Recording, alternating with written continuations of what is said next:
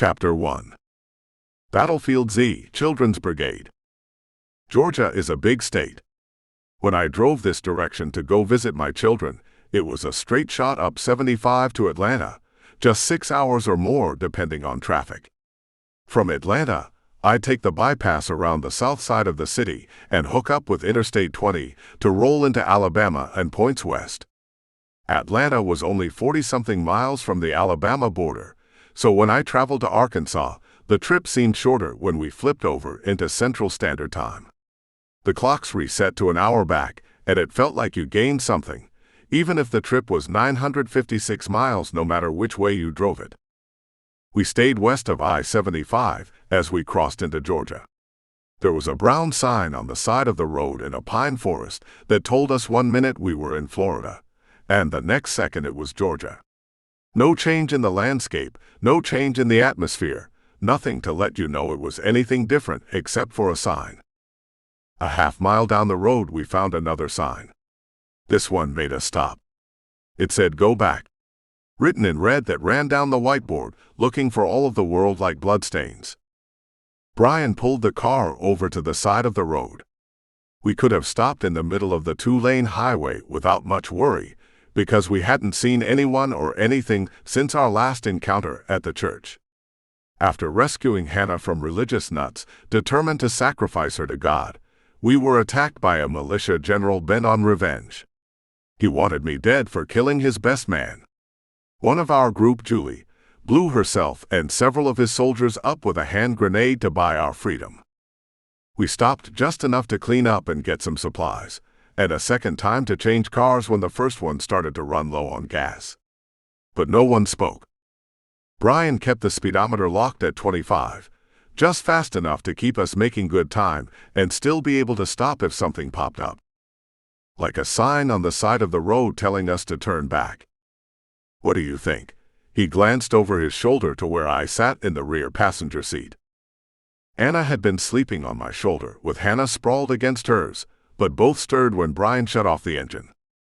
I shrugged, checked the rifle by my side one more time to make sure it was loaded, and stepped out of the car. The air smelled like rotten meat. Not a good omen, I thought. But then most of the places smelled like that now. Towns were full of rotting corpses walking around. I called them Z. Some may refer to them as the Walking Dead or zombies, but I was linguistically lazy and just trying to act cool when I came up with Z. Z stink. So the odor I was smelling could be coming from the woods, or carried up the road on what might otherwise be a pleasant breeze. It could be dead bodies of people, caught in an ambush, their blood used to make the sign. It could even be in my imagination, the stench of this new world just stuck in my nose, and no way to get it out. Not enough water in the world to shower it off, like a skunk spray that clings to you until a long bath in tomato juice cleanses the pores. But I had smelled Anna in the car. Fresh soap and water made her smell clean, nice, and stolen deodorant from the medicine cabinet added a powder scent to her as she slept against me. I was sure the stench was coming from outside. "How's it look?" Brian called through the open window. "You can see what I see, right?" "Yeah, but you know, your eyes might be more practiced." "At what?" "Seeing Z." "If I see a Z, I'm getting back in the car." "What about marauders?" "Do you see any?" He peered through the bug-crusty windshield, and then craned his neck out of the window to double-check the road behind us. "I don't see any." "Then we're both looking at the same thing." "What about an ambush?" Peg called over him. Peg was Brian's partner, though I don't know what they were to each other before the zombie apocalypse. I think they got together at a house where a group was hiding until a kid got sick and died in his sleep. He went Z and killed a couple more, and their hiding spot was no more. I ran into them on Highway 1792 when they were running from a herd of Z. I was hiding in between rows of stuck cars from my own herd, and when the two merged, I thought we were in trouble. But we worked together and stopped them. Blew them up, actually, though I can't recall exactly whose fault it was, blowing up a couple hundred cars to kill a couple of hundred zombies. It really seemed like overkill, even if it was accidental. The woods looked safe to me. Or the same if not safe. If someone was hiding there, the camo they were using was effective. I gave a moment's thought to another militia, and recalled that Valdosta was nearby and home to a military base. I don't see anything. I returned to the car after walking around and watering the ground past the trunk. I really hoped no one shot me while my pants were unzipped. I mean, give a guy a little bit of dignity. Besides, I had already been shot in the head. Technically it was a deep graze, stitched up now with Frankenstein stitches courtesy of Anna, who I learned after got all of her medical training from binge-watching Scrubs on Netflix. But a bullet wound along the skull is still being shot in the head no matter how you want to get technical about it, so I was going to wear that particular badge of honor with distinction. I climbed back in the car. Well, did you see any other roads back there? The last one I recalled was 30 or 40 miles ago, and it was pointed southwest. If we turned around now, we'd lose daylight, lose gas, and lose miles, and that thought alone made me anxious. I was trying to get to Arkansas to reach my kids, and going backwards was not in my plan. A 16-hour drive had already taken 5 days, mixed with walking, running, and fighting with militia and religious groups. I wasn't ready to add turning back to find another route to the list. It's probably safer to go back. A Z lumbered out of the woods and began to slip and slide up the side of the road toward the car. A second followed from the tree line and lumbered our direction. I don't think anywhere is safe anymore, said Harriet. Brian cranked up the car and dropped it in gear. We're going to have to change rides soon, he said as he pulled back onto the road and sent up a twirling whirlwind of leaves in our wake. I nodded as we kept going forward and wondered what exactly we were driving ourselves into. Chapter 2. Are you sure? Brian stared at the scuffed toes of his boots. We were standing outside the moat, a literal 12-foot wide creek that circled a Queen Anne-style home in the middle of a pasture. The house had 2 large sheds between it and what he hoped was a large stock pond, so it was surrounded by water on all sides. The long winding drive was paved, but crossed over a deep culvert onto the island. As far as forts went, he could do worse. The sheds were stocked with food, some from the previous owner, and the rest from a raid we made into the neighboring towns, which set me back 3 more days. It did give them enough provisions for months, and with the protection of the moat, it was as safe a place as could be found in this new Z-infested world. Brian, of course, wanted me to stay. I've got to know, I said, and checked my pistol. We had only known each other less than a week, but war makes strange bonds, and strong bonds at that. We had been through a couple of battles together, and that was making the goodbye harder than it had to be. If I didn't need to keep going to Arkansas, I would have stayed. He still had plenty to do. Board up the windows, I told him. I'd see if I could fix the motor in the shed, so in case you get overrun by the front, you have a way to bolt across the pond. Lake. We had this debate before, and neither of us had Googled to ask about the difference between a pond and a lake. My experience with lakes were the reservoirs built by the Corps of Engineers that stretched for miles and created a couple of 100 miles of shoreline. Brian was from Florida, so a lake was any body of water big enough to hold a gator or 3, and a pond was what held storm runoff. It was a fun little argument over a couple of room temperature beers he found in a cabinet. Blonde. Pake. I ventured, and he gave me a grin. Pake, he said. I like that. That's what we'll call it.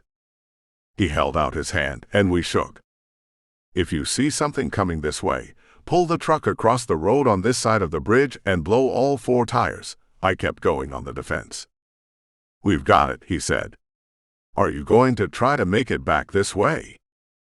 I studied the blue sky full of puffy clouds strung out like wisps of cotton candy toward the horizon. I don't know. Damn, you could at least lie a little. I nodded. Once I get my oldest 2, I have to go find my 3rd, I explained. My youngest daughter by the 2nd wife was missing somewhere on the East Coast. Or Missouri. Her mother and stepfather had packed up and disappeared into a wave of refugees heading toward a camp in South Carolina, per the government's instructions. I had no way of knowing if they made it out of Florida, or were trapped in Savannah, or in a camp that was still there or didn't exist. There was no way to communicate, and no want to get information now. I didn't want to think of it as hopeless, because that was all I really had. Hope. Hope to make it. Hope to learn something. Hope to find them. Hope to know what to do once I did.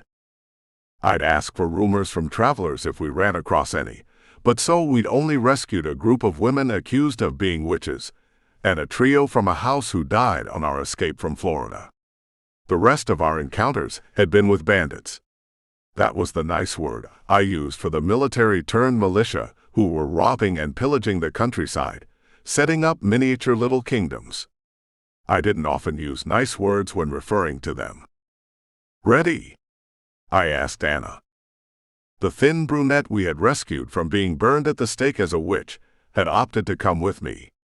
Harriet had blamed her for her daughter's abduction by religious fanatics, and there was some residual resentment brewing, I suspected.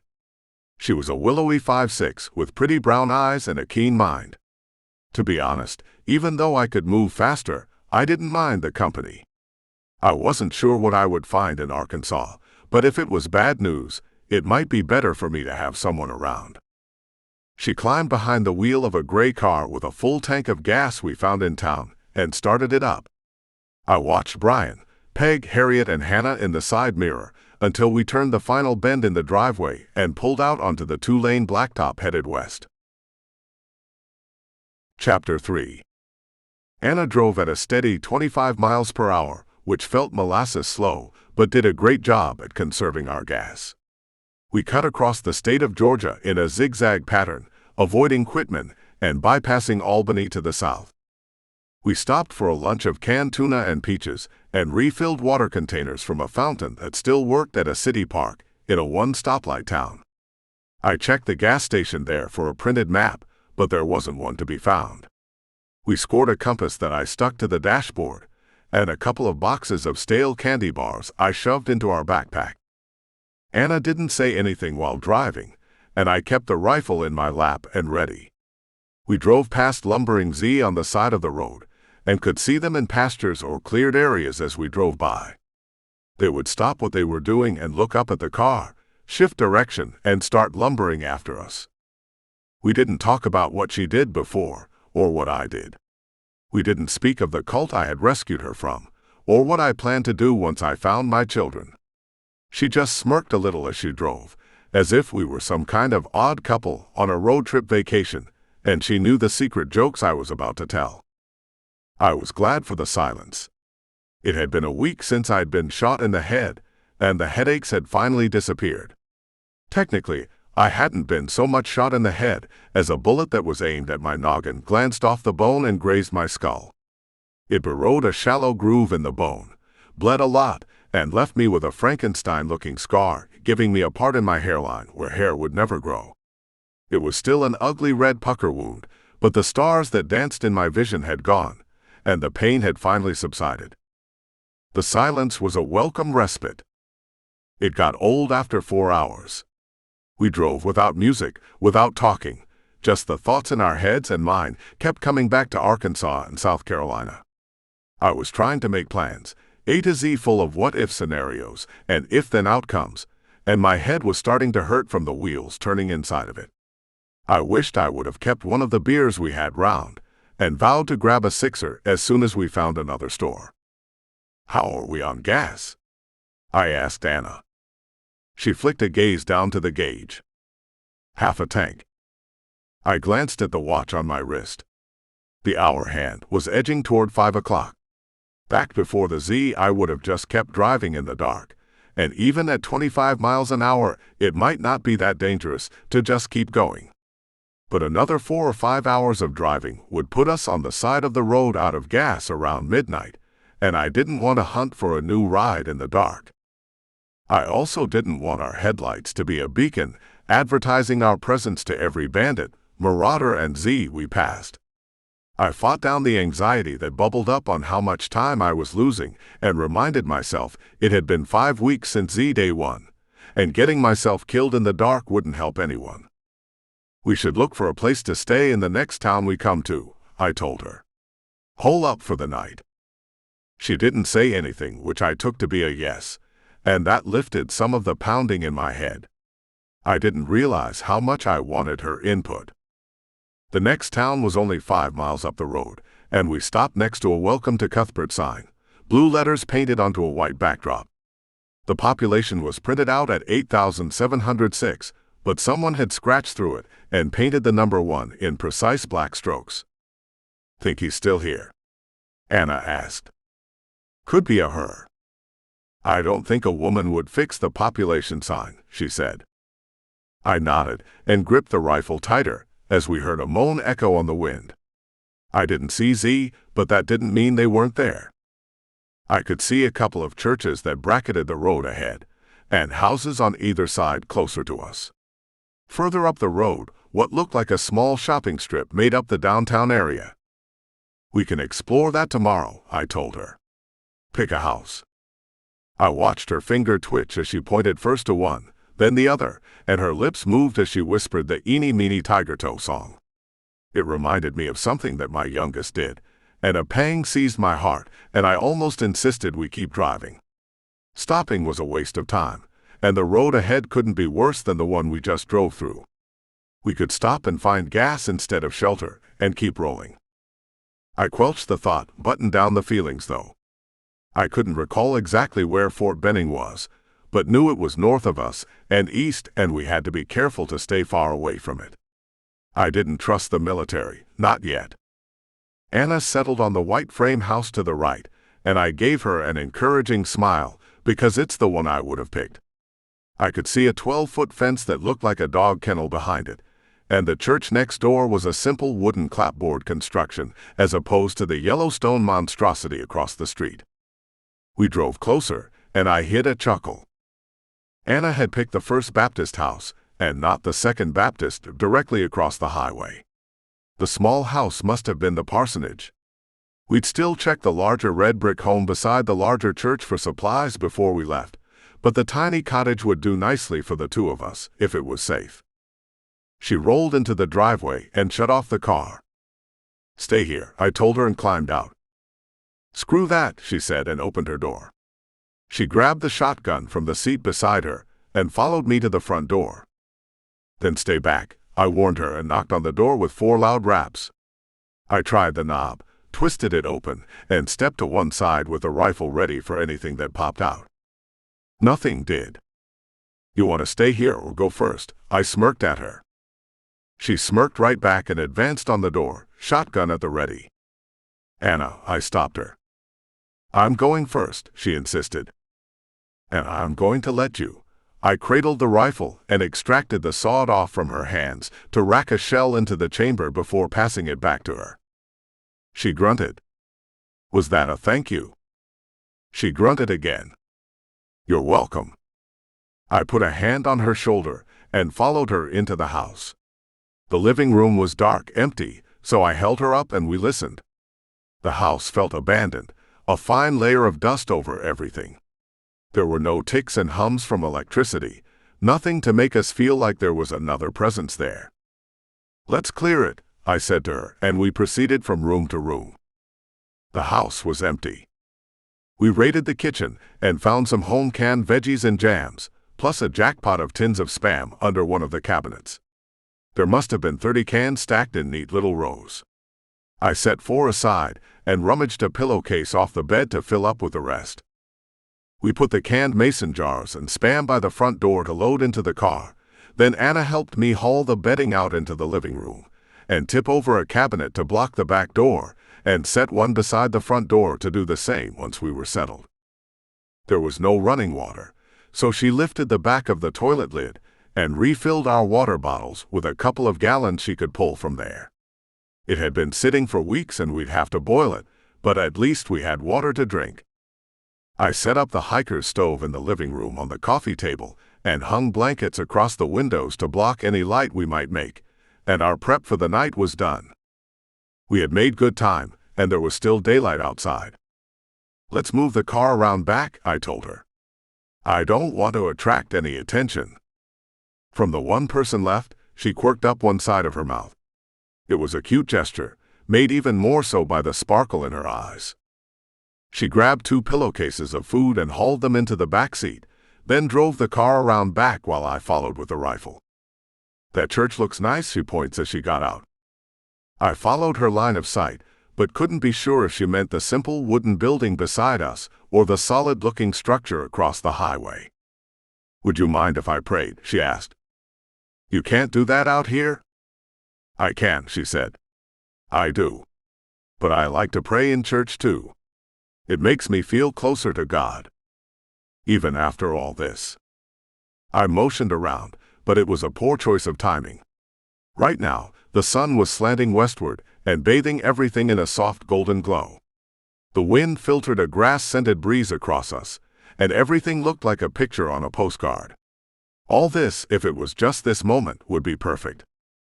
I thought for a moment that if I could be happy here, if I could be happy not knowing, that this would be a good place to ride out the end of the world. Especially after all this, she motioned too, and I could see she was grateful. Maybe for just the moment, but that's all we really get, moments. Once the past has happened, it's done, and the future now was so uncertain it was a joke. We had the now, we had this exact time, and it was beautiful.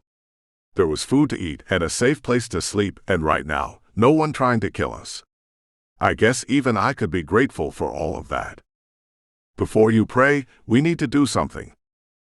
She looked at me then with wariness in her eyes, something that spoke of her past more than I could know.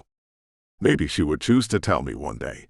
Maybe she would bury it deep and let it fester into a rage much like my own, something she could tap into and release upon the world in destructive fits that left her scarred but unbent. In that moment, her eyes looked like my own when I started at them in the mirror, the reflection cast back broken. I almost asked about it. In a past life before the Z, I might have. But now, she was as cracked on the inside as I was. I had been broken long before the Z apocalypse, before the dead came back to life. I knew it, as much a part of my makeup as the receding hairline and the scar over my right eye from an encounter with the sharp end of a coffee table when I was 3 and fell off the bed. Broken. Bent. It didn't matter what you called it, and I hadn't spent any time in a psychologist's chair to understand it. I just knew I had it, and looking at her then, I knew she did too. "We need to add to our weapons," I explained, and watched the wariness in her eyes recede.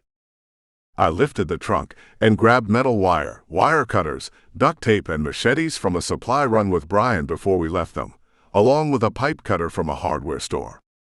I led Anna to the dog run and clipped the fencing away from 2 poles, then cut them at the base. "Stick the machete in the end," I instructed, showing her how with the first pole, so she could work on the second. We wrapped and secured the machete tight with the metal wire and duct tape, then wrapped a couple of grips near the middle and end to create pikes. They were Brian's brainchild, and I stole his idea because it was so good. Noise attracted more Z, and sometimes more than Z, so if we had to stop a few, there really wasn't anything better than the pike. The poles were 10 feet instead of the 12 I thought, but it kept the Z far enough away that the 24-inch loss didn't matter. The machete on the end were good for slicing and stabbing, and the blunt end of the pike could serve as a miniature battering ram. Anna would have to practice on the balance of the pole because it was awkward until she got used to it, but she held it lightly in her hands as she swung it through a couple of arcs. "Use these first," I told her. "Keep the Z at bay, and make sure you have a way out. This is an escape tool. We always want to escape." She nodded, a good student. I know she saw me use the pike at the church when I rescued Hannah, so I hoped she would remember it wasn't a stand your ground and hold the hill weapon. It was a cut and run, slash and dash tool, designed to cut through a crowd of zombies without allowing them close enough to bite, grab, scratch, or splatter you with their guts and gore. The sun was just over the tops of the trees by the time we were done. I wanted to lock up in the house and settle in for the night, but I promised her she could pray, so we made our way to the front of the church. The front doors were held closed with a loose chain and padlock, like they do in some small towns when the locks stop working. I slammed the end of the pike into the padlock and broke it open. Anna zipped the chain through the handle and opened the door. The sanctuary was full of Z. More than I could count in the faint light filtered through row after row of stained glass windows. There were a mass of shadows standing still in the darkness, all facing the door and the noise we made opening it. The first one moaned and shuffled toward us. The herd followed after him, their moans added to his. Anna made a sound like a cross between a chirp and a yelp. Or maybe it was me. She fumbled to bring her pike up with one hand and unsling the shotgun with the other. Door, I barked and piked the first Z, then the one behind it, stabbing and shoving them back. They grabbed the pole and pulled, and I was yanked off my feet. I grabbed the door frame before I lost my balance and fell through, and grunted as I hauled myself backwards. My feet slipped out from under me, and I plopped on my bottom, scrabbling backwards, slipping in the built-up dust on the porch as the Z filled the empty doorway.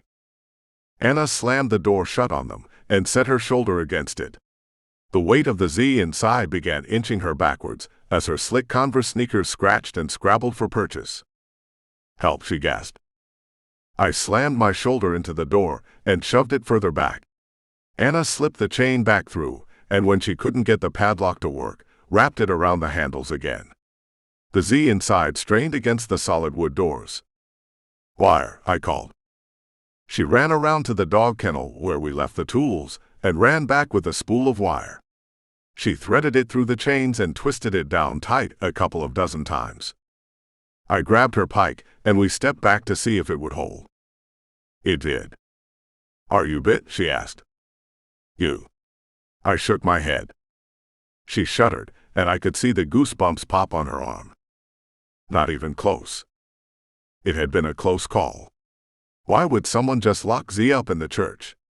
I glanced behind us as the sun disappeared and only left twilight behind. The yellow brick church squatted there, but it didn't look inviting or menacing. It looked like it might have a gut full of Z too. I wondered if I imagined the moans, or if I would even be able to hear them over the sounds coming through the doors of the First Baptist Church.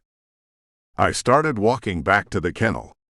We had just a few minutes to gather the tools and material, so I could get another pole to replace the one I lost. Of course, I'd have to find another machete, but maybe there was a hardware store in the shopping center up the road we could check out tomorrow. Anna kept pace with me, helped with the wire and duct tape and pliers, and we locked ourselves into the small cottage. I got the hiker stove lit, and the tiny flame cast a small orange-blue light around the room as I settled in to make us dinner. Anna sat on her knees on the mattress next to me. "I guess I can pray in here," she said. I looked up to catch her grinning and couldn't help but return it. Killing Z was serious, and I didn't like it, but after the shock wore off and the adrenaline surge calmed down, I was left with a feeling of gratitude for having survived. I bet she felt the same way. That seemed like a good thing to pray about. Chapter 4. I turned the hiker's stove down to its lowest setting and lit the living room with a barely perceptible light that turned us into little more than shapes in the dark. I laid on the queen mattress from the master bedroom, and Anna curled up on a twin next to mine, a little gap and pillows between us. We had eaten 2 cans of Spam, cut into little strips and fried in a pan, and home-canned green beans warmed up in the leftover grease. Anna took the pan and cleaned it with a cloth and packed everything away next to the door. We were back to silence again, that feeling of just being together like we had in the car. It was comfortable. She was younger than me, by a decade at least, maybe more. I thought to ask her at some point and let it go because frankly I liked the quiet. I lay in the nest of blankets in another person's house and listened to the strange clicks and thumps as the wood settled and the world outside shifted over toward the dark of night. My rifle was close at hand, and I kept a pistol beside it, but I wasn't too worried. With a dresser in front of each of the doors, nothing as coming through without making a lot of noise, so I felt a sense of safety for the two of us. I sent a quick prayer up that my children felt the same, but I wouldn't be surprised if no one answered it. I had killed men, not just Z, and I had done it with no feeling in my heart other than it was something that had to be done, like putting down a rabid animal. I did it to protect the people I was with, but that gave me little comfort. I was surprised at how little I felt about being a killer. Maybe I was psychotic or a high-functioning sociopath. I grew up believing in the 10 Commandments, and even as an adult, I thought killing and murder were just wastes. A waste of life, but according to the news that I watched, those wastes of lives were happening to people who were no big loss. Criminals or drug dealers, drug users, or just plain bad people. Now I had to wonder. Maybe they were living in a world much like this Darwinian one we now found ourselves in, only they weren't fighting Z. They were fighting gangs, and poverty, and all sorts of other troubles I could only imagine. Before the Z, I had never gone hungry except on purpose.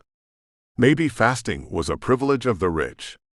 I had never considered myself rich, but now that I had been hungry, I couldn't imagine not eating for the fun of it.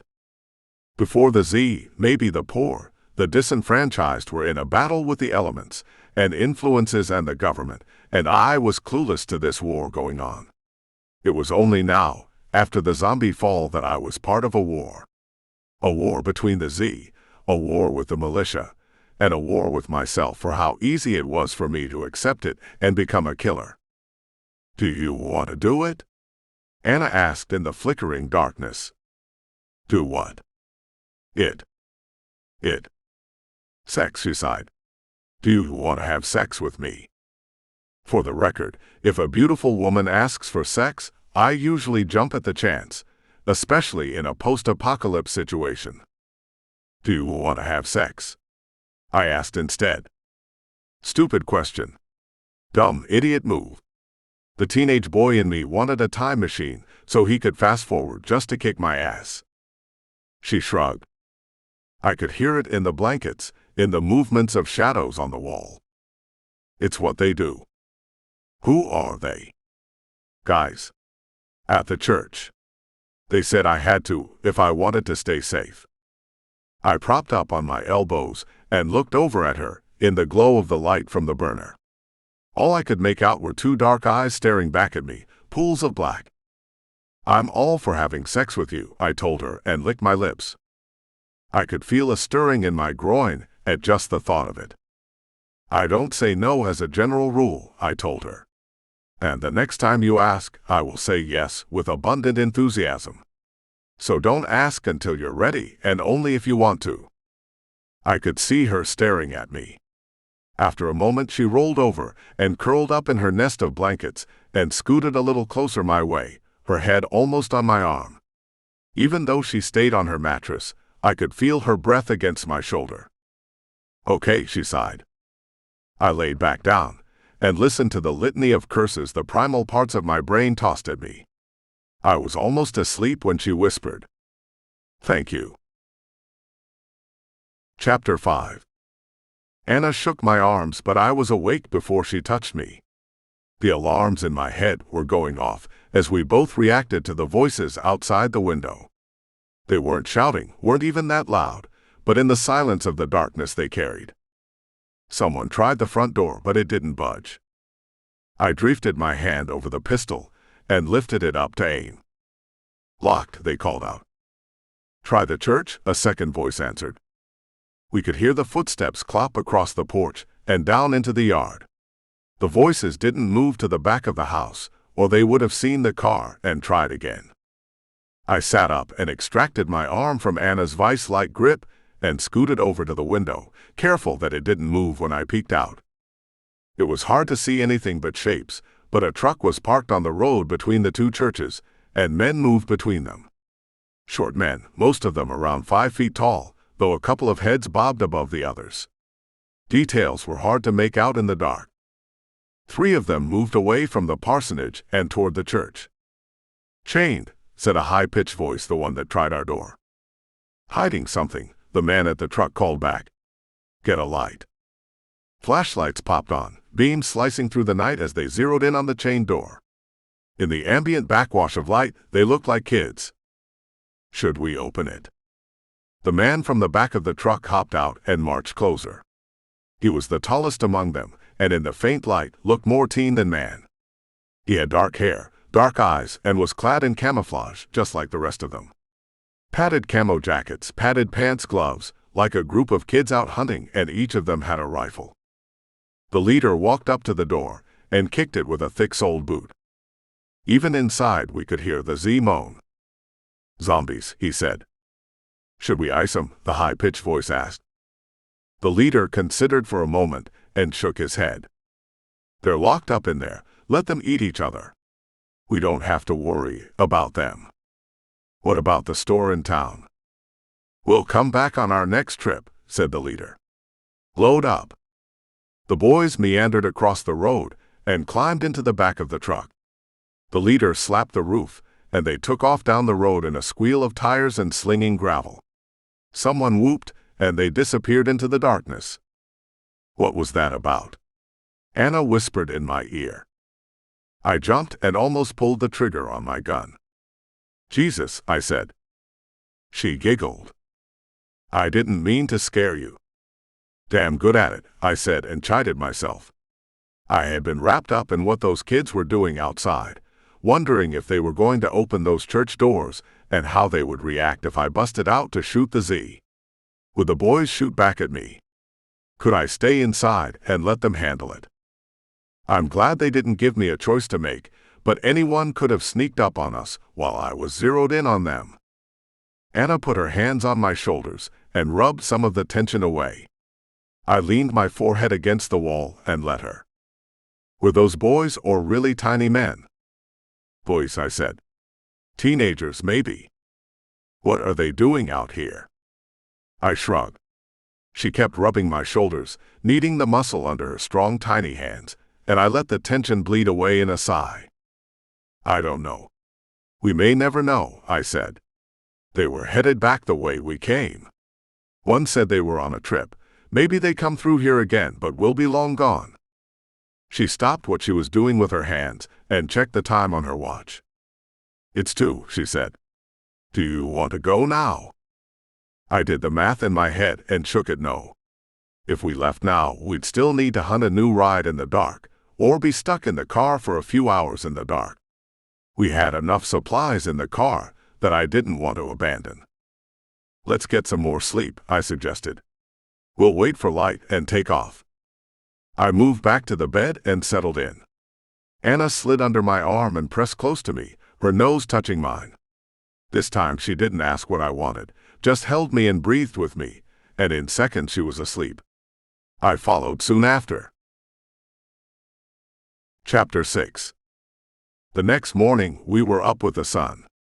Or rather, the square patch of comforter we had nailed across the windows had a bright outline of light around it that bathed the room in a soft morning glow. I opened my eyes to find Anna staring at me. "Morning," I croaked. She crinkled her nose and sniffed out. "Breath." I rolled away. She nodded, and I did the breath out into cupped hands thing and smelled. There were some habits we lost after the Z showed up, and the world went to hell. Daily showers were one of them. Oral hygiene another. I made a mental note to get back into the habit of brushing twice a day. It just cost a couple of sips of water. Anna rooted in her pack and handed me an unopened toothbrush as if she could read my mind. Then I saw she was doing the same. We brushed in silence for a few moments standing over the kitchen sink and spared a little water to rinse and swish. "Better?" I asked. She leaned in and kissed me. "Minty fresh," she said, and left me standing there with a taste of her lips on mine. It took less than 5 minutes to fold the mattresses against the wall in case someone else needed them, stack the blankets and load the car. Anna settled in behind the wheel, and I rode shotgun. She turned right onto the road, opposite of the way the truck full of boys took the previous night, and cruised through town. We had only gone a couple of 100 yards when I spied a couple of Z bumping against a wrought iron fence around a cemetery, and the object of their attention kneeling in front of a tombstone. "Stop," I said, and Anna pulled over. She followed my gaze. "What's he doing?" "I don't know. praying. A man knelt in the cemetery over a grave, making funny movements with his hands. Maybe he was shoveling the dirt with his hands to plant flowers. I stepped out of the car and shut the door. A couple of Z noticed me and began to shuffle around the fence line in my direction. Anna grabbed her shotgun and followed after me as we stepped through the gate and pulled it tight. I held the rifle low, but ready to swing toward him if he did something I didn't want, like pull a gun. I could hear Anna breathing next to my shoulder and motioned her a few steps away. If he aimed at me, she could get him, and vice versa. I looked over my shoulder to make sure the gate was secure. The Z couldn't follow, and they didn't try. They banged their rotting corpses against the wrought iron fence, thoughtless, mindless, moaning. "Hey," I called to the guy. He didn't move. I took 4 steps to the right to come even with him, and saw he had in earbuds. Closer now, I could hear a hair metal band screaming, and saw he had a scrub brush in his hands, sudsy water sloshing across a black moss-covered tombstone. He was cleaning the old marble and rocking out in the town cemetery. I squatted down on one knee so we were on the same level, and made motions with my hands. He caught sight of the movement out of the corner of his eye, and jumped, spilling the bucket of water as he lurched up and tried to run. He saw Anna then, and changed direction, but his feet got caught on a raised piece of marble, and he pitched forward onto flowers and grass. "Hey! Hey!" I yelled, and held up a pacifying hand, the rifle stock in the other, so he could see I didn't mean to shoot him. He popped the earbuds out and shuddered through a sob. "Good Lord, you like to scared me to death." He sat up and worked to catch his breath. I think I almost had a heart attack. I thought one of them had gotten in. He gave a distracted wave toward the fence line. I reached down a hand and helped him to his feet. "We were calling out for you, but your music was too loud." We could still hear it blaring out of the dangling earpieces, a guitar riff asking about Dr. Feelgood. The man pulled out the player from his pocket and cut it off, then turned to us with a smile. I don't think I've seen people in weeks. He had a boyish grin under a shock of white blonde hair. Except for them. He motioned to the fence again. "What are you doing?" Anna asked as she stepped over to examine the tombstone he had been cleaning. It was from the late 1800s, the marble chipped and weather-worn, but in the places where the moss had scrubbed free, the inscription was clear and easy to read. "I'm cleaning their stones," he said, as if it were the most self-evident thing in the world. "Why?" asked Anna. "Is he a relative?" "No," said the man. "Just doing my civic duty." "Are you a vet?" I asked. The inscription was for a Civil War soldier. The man rapped the scrub brush against the bottom of his still shining boots. "Flat feet." "Then I'm with her," I said. "Why?" "I don't think they should be forgotten," he answered. "Have you seen these?" I pointed to the things he kept not looking at around the fence line. There were a few more showing up, so that 7 were lined up around the cemetery now. I could see 2 more on the road, and following the moans like a siren song to food. Us. I don't think they should be forgotten either. Nuts. Either he was, or I was, and it could go either way. I mean, after all, a beautiful girl did ask me if I wanted sex last night, and I said no. Or if I didn't say it outright, I indicated no, let's wait, and put off till tomorrow. What if that was my last time having sex? What if I got bit today, or shot? Or Anna lost control of the car, and we careened off the edge of a canyon, like Thelma and Louise at the end of their movie. I couldn't think of any canyons between here and Arkansas that would be as dramatic as that, but Alabama had enough ravines and ridges that a tumble-down one in a car would be a steel death trap. "Are you crazy?" I asked in my most serious voice. He nodded and sighed. "Probably I am," he said. "But even if that's true, we need to eat lunch. Come on." He began walking to one side of the cemetery as we watched. All of the Z on the fences turned and followed to that side, and it was then I noticed he had led them away from the gate and stacked them up on the opposite side. He turned around and made a beeline for the gate. "Come on," he called. We have to move fast. He jogged through, and we followed after. You can bring your car, he told us. I nodded for Anna to drive behind as he jogged down the street. He wasn't built like a runner, but like a soft-boiled potato, and sweat popped out on his forehead after several steps. It's not far, he huffed. I wondered if he was leading us into an ambush. I could hear the car rumbling behind me, so I didn't worry if it was. At least Anna could make a getaway. They can't move so fast, he said, and glanced over his shoulder. The Z were following, but he was right. Their lumber was no match for our slow jog. This wasn't a tortoise-hare situation we had going. It was more like turtle-snail. But the idea was we were moving faster than they were, and so long as that held true, we'd be safe. He led us straight to the front of the discount store, in the middle of the strip mall, that stood across from the courthouse, and around the side to a door in the alley, hidden by a dumpster. Anna parked the car in front of the store and followed us in, as the man shut and locked the door. "Welcome to my home," he said. Chapter 7. His home was a discount store. He had boarded up the bottom part of the wall of windows that looked out over Main Street, but left the top uncovered so natural light flooded in. Smart. Row after row of canned goods and packaged food filled each aisle, and he had set up a small bedroom where a display had once stood. "Help yourself," he offered. I had to clean out all the meat and dairy, most of the vegetables, but the rest is pretty good. Anna wandered up and down the aisles, and I sat with the white-haired man in folding camp chair across from his recliner. "Don't suppose we need names," he said. "You're just passing through." I nodded. "Do you have any news of the road ahead?" I asked. "Anything we should be on the lookout for?" I was looking for a warning or directions, but he shook his head. "I've been here since it started." He shifted up the footrest and leaned back in his seat. "I'm the pastor for First Baptist, but I moved out of the parsonage and into here because it's closer to the food.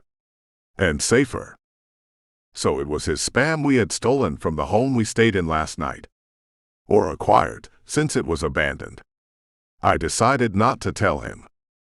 Anna came back with a couple of cans of shredded chicken and a can opener. "Do you mind if we keep this?" she asked. "You have 11 more." "Don't suppose I could use more than one at a time," he smiled.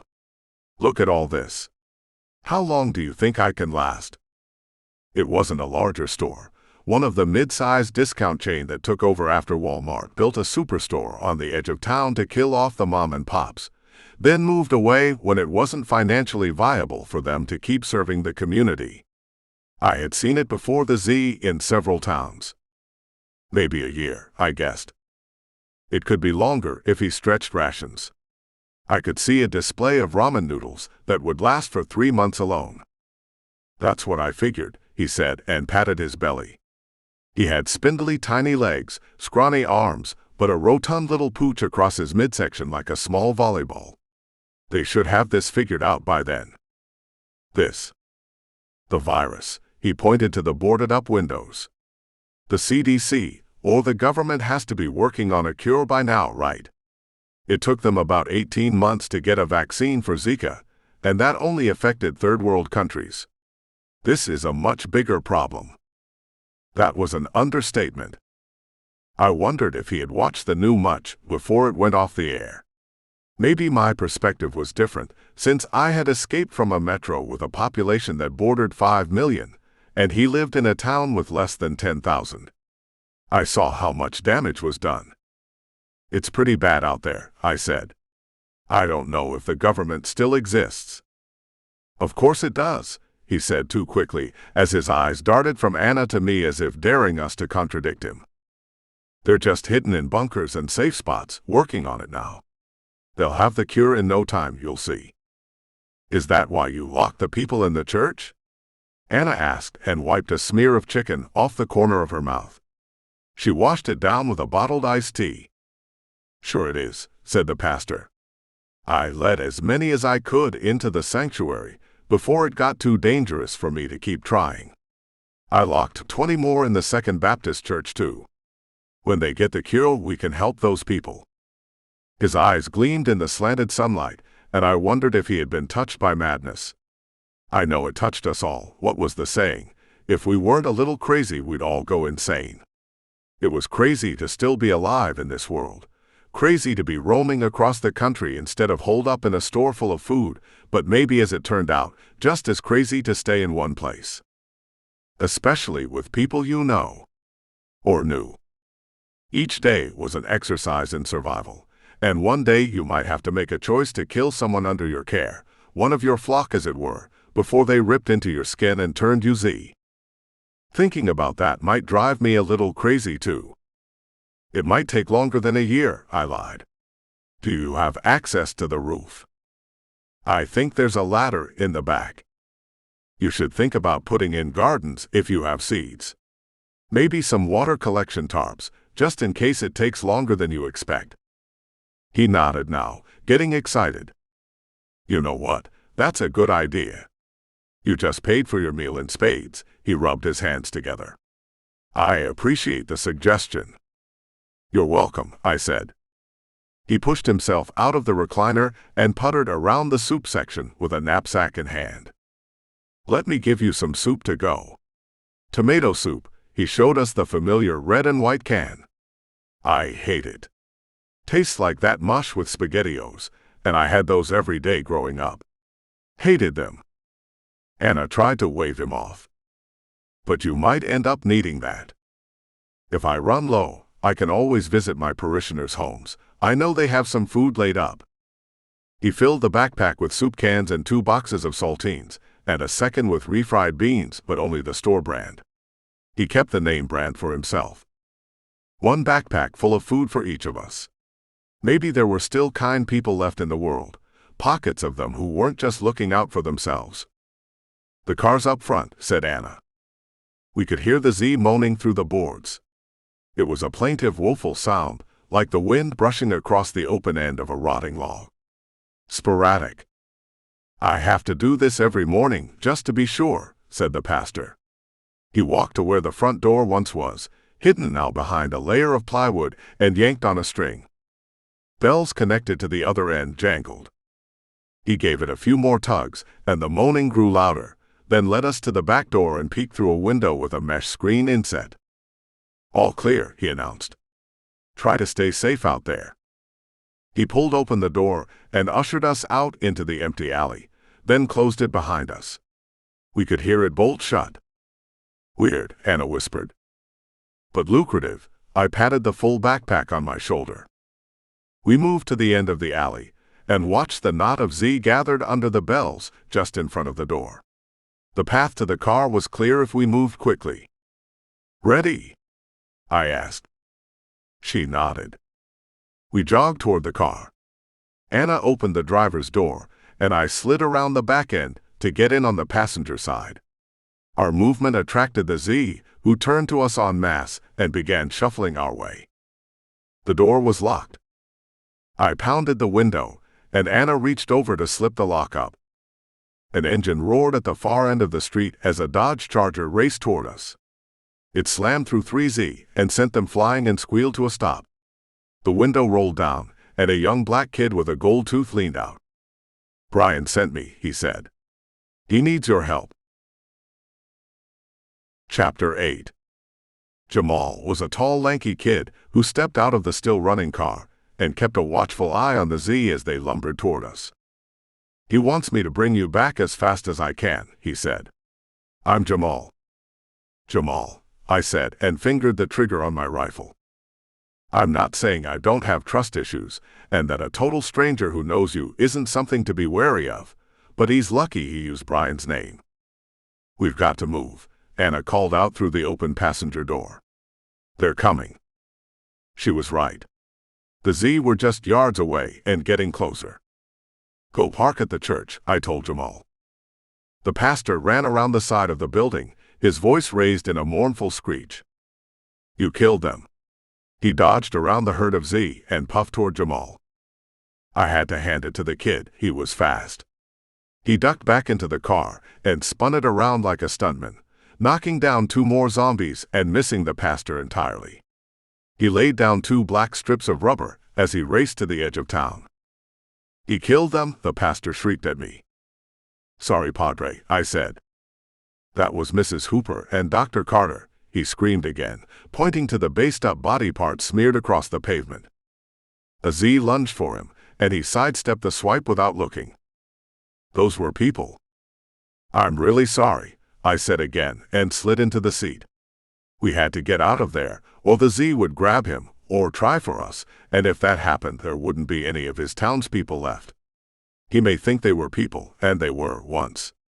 But now they were monsters, predators intent on trying to take us down, and I wasn't going to let that happen.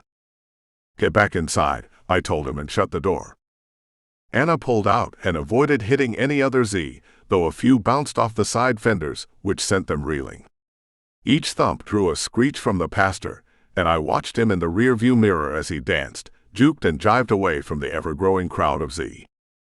"He's not going to make it," Anna said. "Probably not. I hope he shut the door to his place. We can resupply when we come back through." I liked the way she was thinking about supplies, but got a hitch in my breath. What did Brian want? And why did she assume we were going back? I needed more information, and it was waiting for me in front of the big brick monstrosity of church. Jamal leaned against the side of his car, a pistol slung low on his hip like an old-fashioned gunslinger. He even had the bottom of the holster tied with a string of leather. He gave a grin as we pulled in, gold tooth glinting in the sunlight. I stepped out of the car and kept my rifle pointed in his general direction. "How did you find us?" That's the question I pondered the entire short trip back here. Brian may have sent him, but there were a couple thousand possible routes we could have taken, especially the way we zigged and zagged. The odds of finding us were pretty slim, and running into us in town slimmer still. After the truck full of kids his age last night, I was feeling wary. Wary enough to shoot first and skip the questions. It was just the mention of Brian that kept me from pulling the trigger. "One of the guys, his dad taught him how to lay a tripwire," said Jamal. He casually dropped his hands to his belt, just above the butt of his pistol. The kid had balls if he planned to try and quick draw us. I saw Anna shift away in my peripheral vision, spreading out so his targets were further apart. We string fishing line across the road, connected to a can on a branch. When something goes through, it pulls down the can so we know who's in our territory. Our territory. That didn't sound good. "I just followed the cans you guys knocked down," he finished. "We went on a lot of roads," I shook my head. "We have a lot of cans," Jamal answered. "Tripwires." It made a little bit of sense to me, and if it was true, it would be a really low-tech way to track something. "Why did Brian send you?" Jamal glanced up the road into downtown. The pastor had disappeared, either gone back inside or back to the cemetery for his thankless task, but the Z were moving our way. "I can tell you everything on the way back, but we should get moving." "I haven't decided if I'm going back," I told him. I could see Anna's head swivel toward me, but she kept quiet. "But Brian." "Tell me how you know Brian," I told Jamal. "Tell me why he sent you after us." "All right," he said and lifted both hands. The further they got from his gun, the easier I felt. "The group I'm in is made up of kids. We got together the first week and have pretty much stayed together. But once you're 18, you're out. No adults allowed. I turned 18 a couple of days ago, and they cut me loose." "Kids," Anna said. "How old?" "A bunch of different ages. 6 is the youngest so far, all the way to a couple just like me, 18. I know some of them lied and said they were 17, but they're my age. I just didn't rat them out," he puffed out his chest in pride. "I should have lied too, but I wasn't thinking, you know." "They cut you loose," I said as the Z moans got louder. "Then what?" "I was alone and scared, and I met this girl and her mom. Hannah. They brought me back to their house."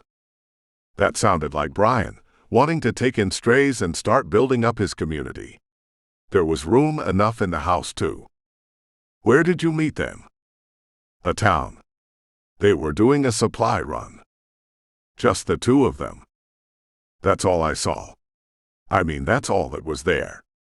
The other two, Brian and his wife, were at the house. Why would Brian let Hannah and Harriet go off on their own, I wondered. What were they doing in town? What next? Look, man, those Z are getting too close for comfort. Can't you just come with me or follow me or something? I swear Brian sent me to get you. He needs your help. The little girl needs your help. And there it was. I might say no to Brian. He was an adult, a man who could take care of himself and of Peg. I could say no to an 18-year-old stranger who drove up on me in the middle of a podunk town in Georgia, and ignore him. But Hannah was my daughter's age, and I had rescued her before. Twice. The kid had a knack for trouble, and by saving her, it made her my responsibility. Sort of. I almost told Anna to get in the car and keep driving. I could forget about Hannah, and Harriet and Brian and Peg, or at least push the memory of them to the back of my mind where I kept the rest of the ghosts. I could let them try to fix it, whatever it was, by themselves, and just keep going. I had a plan and a goal of my own, and every day I delayed meant more time my kids could be in trouble. Hurting. Just like maybe Hannah was hurting. I spent a lot of time wondering about all the things I missed while my kids were growing up. Little things their stepdads got to experience that I never would, night after night. I was haunted not by memories, but by the ghosts of missed possibilities, and those were the worst poltergeists because they weren't real and never had been. I closed my eyes for a moment and sighed. It was possible the kids were alive and waiting. It was possible they were Z or dead. I had to go and find out either way. But I knew that a little girl was in trouble, and I could help. The man in charge of her car had sent someone to find me to help. That meant there was something he couldn't handle, so he needed my help too. Anna, I said in a small voice. She scooted around a Z as it got too close and pitched headfirst into the car to crank it up. How much gas do you have? I asked Jamal. He peeked in at the gauge. 3/4 of a tank. Parked behind the house across the street, I told Anna. Follow her. She pulled behind the little white cottage and hid the car, and Jamal drove behind her. I walked across, dodging Z, and jogged a little ways back toward town so they followed to buy us time, then sprinted back to Anna. I could have killed the 8 of them, but I knew that would piss the pastor off, and I didn't want to repay his kindness with pain. We transferred the pikes to Jamal's car, a knapsack of soup, and locked the rest of the supplies in the trunk. Drive, I told him, and slid into the back seat, rifle across my lap, and pointed at his back. The kid didn't fail to notice. Anna rode shotgun, hers aimed at him as well. Chapter 9. There should be rules to surviving the zombie Armageddon, but no one wrote them down. Or maybe they did, because I remember seeing a guide on how to survive one once, but it was a tongue-in-cheek joke, full of things like stock up on beer as opposed to learning how to brew your own. Beer could be good currency now, or a talent to bring to the table if one wanted to be a part of a community. Moonshine even better, because not only could you cut the hooch with water to drink it, you could use it as fuel and fire starter. Knowing how to build a still was a valuable commodity. Jamal drove like he was 18 and couldn't be killed. Anna buckled up 3 miles in when he took a curve doing 90 and slid across the middle line. I wasn't worried about oncoming traffic so much as wrapping around a tree. Slow down, I told him. He glared at me and maybe thought about saying something back, but didn't, and the speedometer crept down to 60. We might live with that. Tell me about your group, I said. There were 30 of us until a couple of days ago, then 4 of us had to leave. Jamal gripped the wheel with easy confidence and kept his eyes on the road while he talked. All kids, like I said. Where are the adults? Who cares, he shot back. They're out there, but they're the ones that caused this mess. Who needs them? You now, Anna said. Jamal shrugged. Maybe. But we didn't need them in the group. Byron's in charge. He's like a genius or something, and he figured it all out. What caused this, how to survive it, what we need to do. He found us, got us set up in a shelter at the school, plenty of food, and we're safe. Until you turn 18. Yeah, well, not all of us agree with that, but Byron says a society has got to have rules, and his rule is once you turn 18, you're an adult, and part of the problem, not the solution. So he kicks you out. Or kills you. He did that to a couple of guys who wouldn't leave when he laid out the rules. Why not 21? 18, said Jamal. As if that were answer enough. I watched him as he drove the next few miles in silence, the easy confidence of youth present in everything he did, from the way he sat to how he handled the steering wheel. I remembered how he rested his hand on his pistol belt, ready to draw, and wished for just a moment I still had that. Growing older, you can get more confident, because you know no matter how much shit life shovels in your direction, you can handle it. The confidence of youth is that no shit will come your way, a granite block of optimism that slowly gets chipped away over time. I hoped Jamal would get the time to lose it, and then thought that was cynical. Maybe the kids were right. Adults are the ones who cause almost all the problems in the world. Maybe Byron had it right. He sounded like a little dictator, but that didn't mean he was wrong. Why did Brian send you after me? I asked after 5 miles more. Jamal sighed, and his shoulders shifted. He sent 3 of us after you. I thought you said you met Hannah and Harriet in town. I wasn't alone. Why did he leave that part out? The other 2 dudes that turned 18 were with me. Brian let 3 strange men into his fort. I knew the guy was trusting, but that bordered on the stupid. Even unarmed they could overpower him, and I caught myself before I went too far down that rabbit hole. I needed to know more. But I put my finger through the trigger guard. Why did Brian send 3 of you to find us? Byron was going to send them out of our territory, he said. They were trespassing. Anna spoke up. You mean he's cleared out all the adults? How big is your territory? I don't know about all of them, Jamal shrugged. But all the ones we've found so far.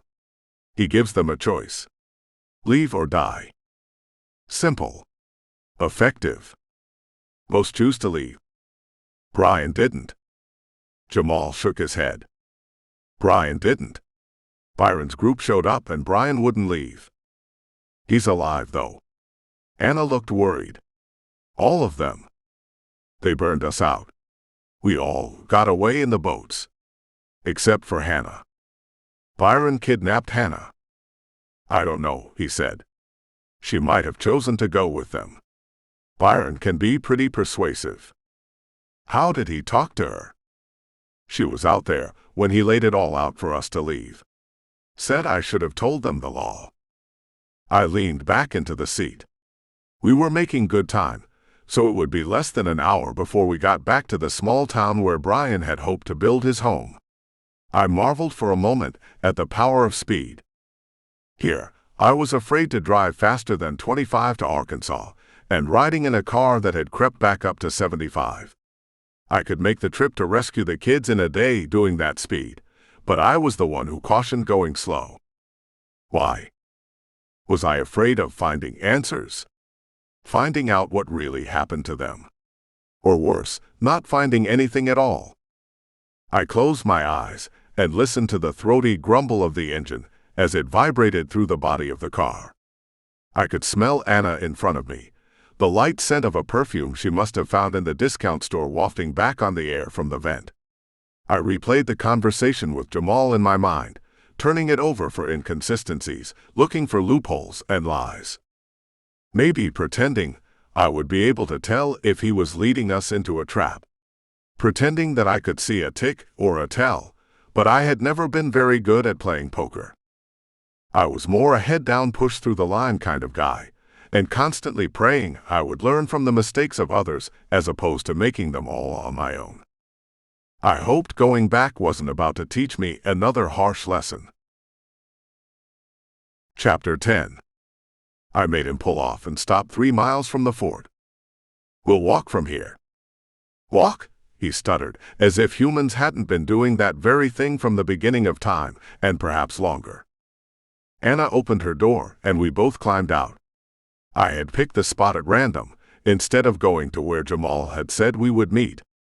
I even planned to scoot further out in the woods and come from a different direction as we got closer.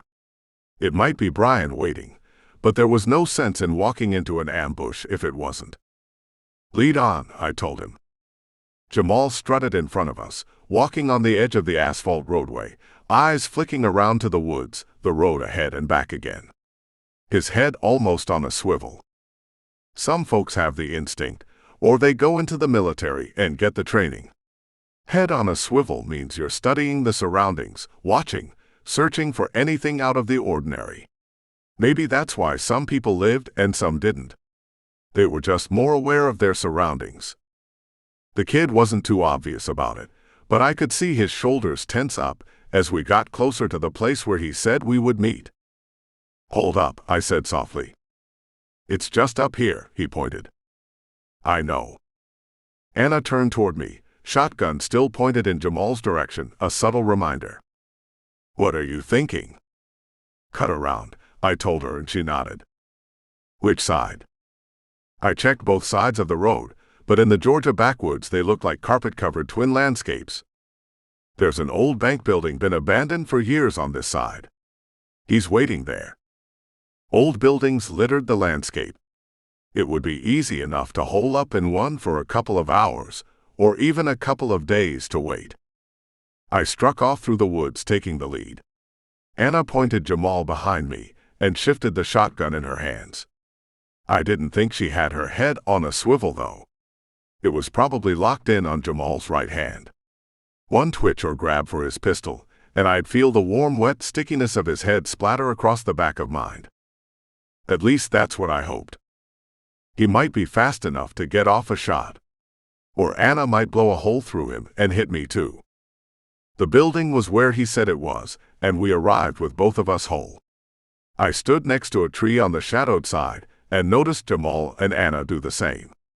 The bank was a one-room building, old brick from the 50s, built like a squat, solid-looking square that punched up out of a black paved parking lot.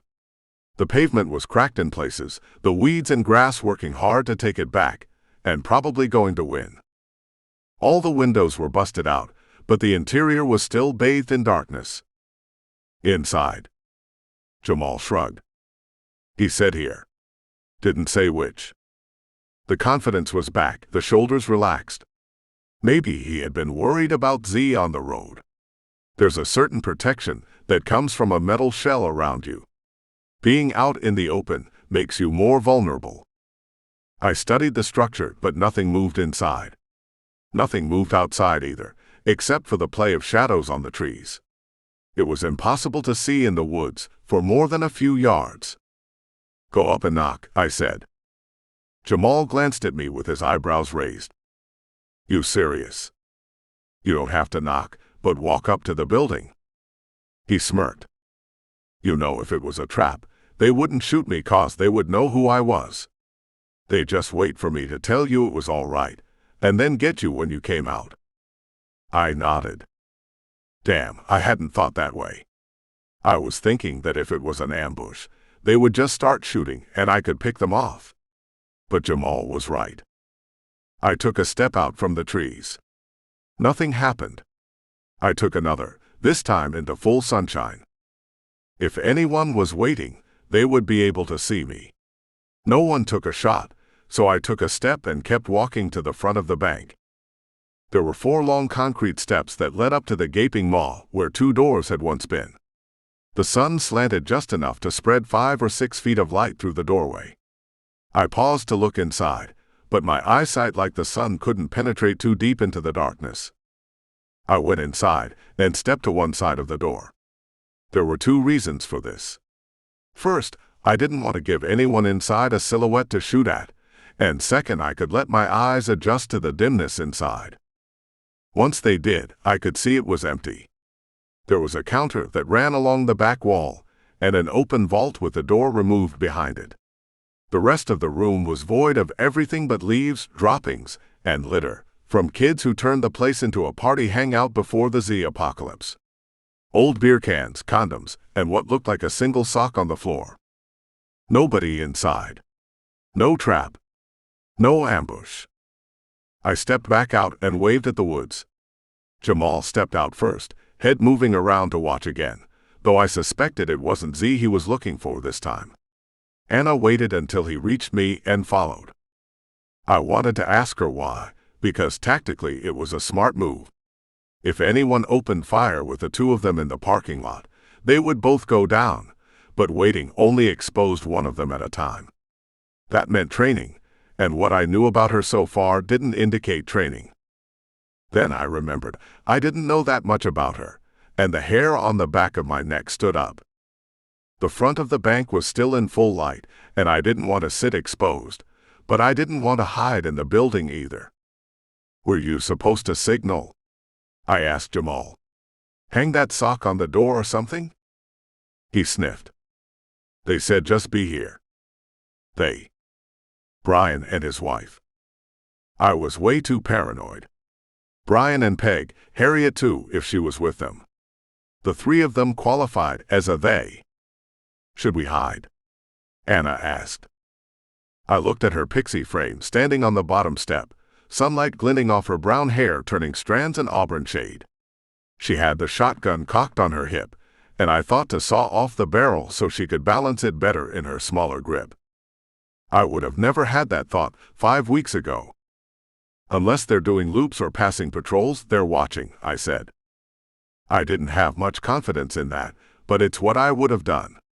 And if they were watching, I hoped they would hurry up so we could find out what's going on and get back on the road. Driving with Jamal had given me confidence to drive faster too. I just have to rely on luck and reflexes to make the 600+ miles remaining. But if I could keep it at 70, I was only 8 hours away from an answer. 8 hours. That made me shudder. What is it? Anna shifted the shotgun, ready. Brian saved me. I nodded as he stepped onto the road across from the bank and gave a tiny wave with one hand. We hurried across to join him. Chapter 11. Brian looked rough. Like he spent a night in the woods, which he had.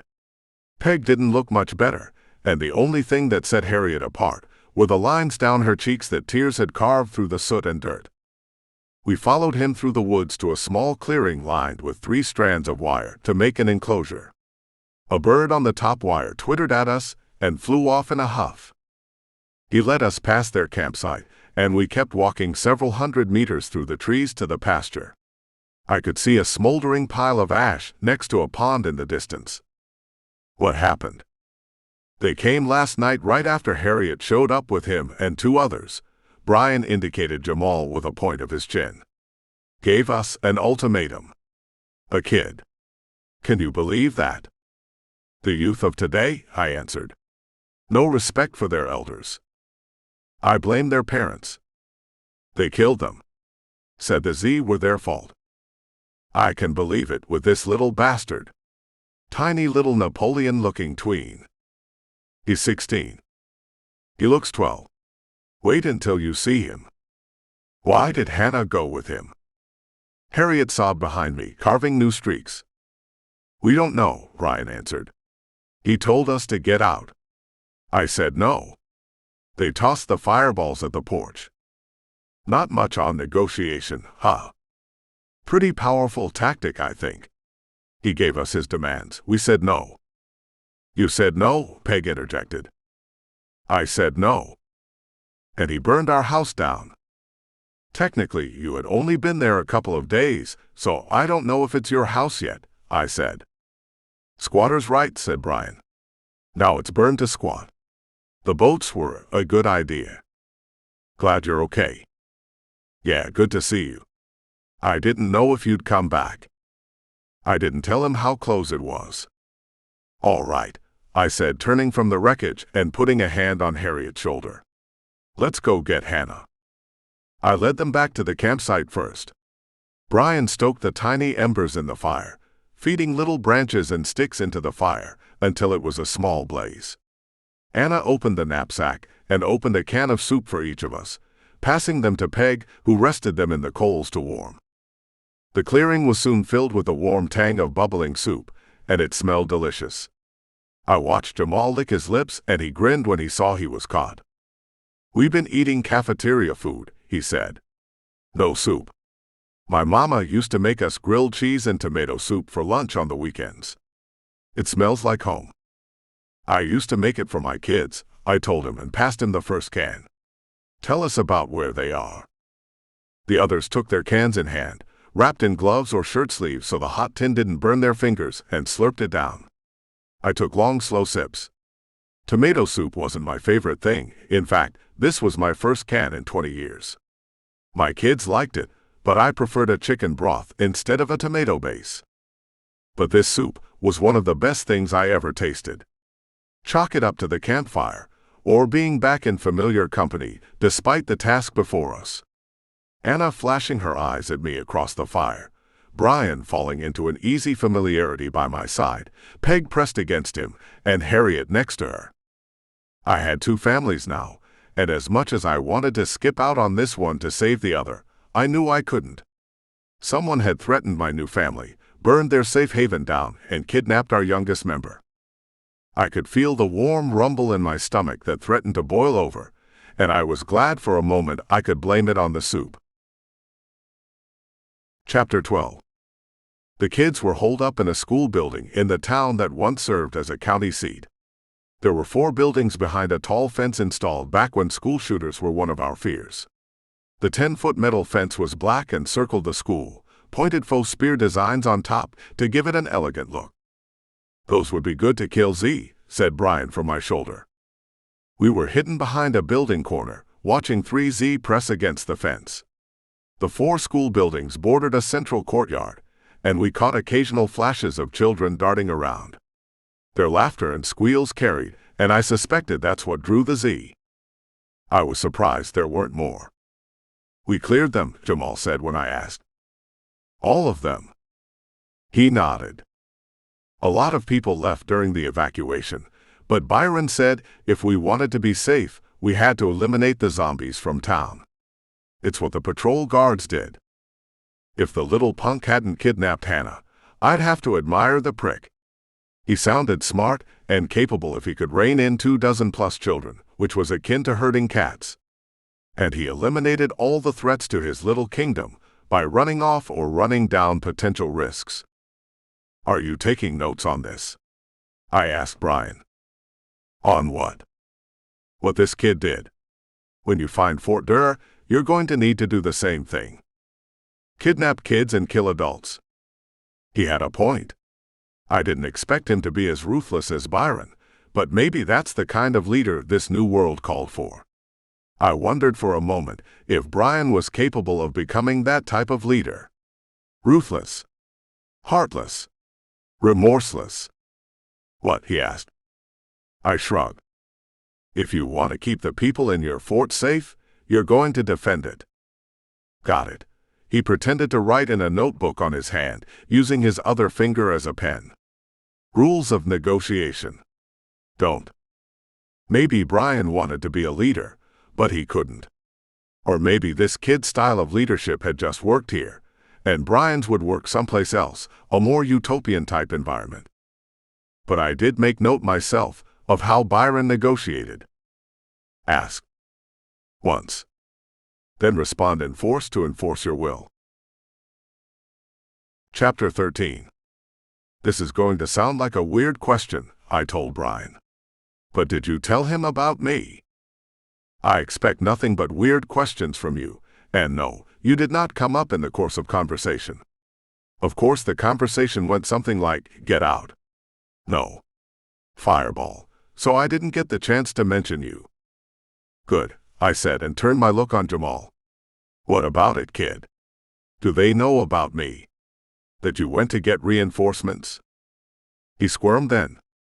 I could see it in a tightening of the skin around his eyes, the shift from foot to foot. What is it? I pushed. I've been wondering why the 2 other boys ain't been back yet. He licked his lips and looked away. I found you, but they would have made the tripwires by now and seen you didn't go any of those ways. Spies? Brian asked. Byron didn't do that before, he shrugged. Then what? Just funny. The timing, you know. Like they were safe in the car so the zombies couldn't get in at them, but they ain't back yet. Funny.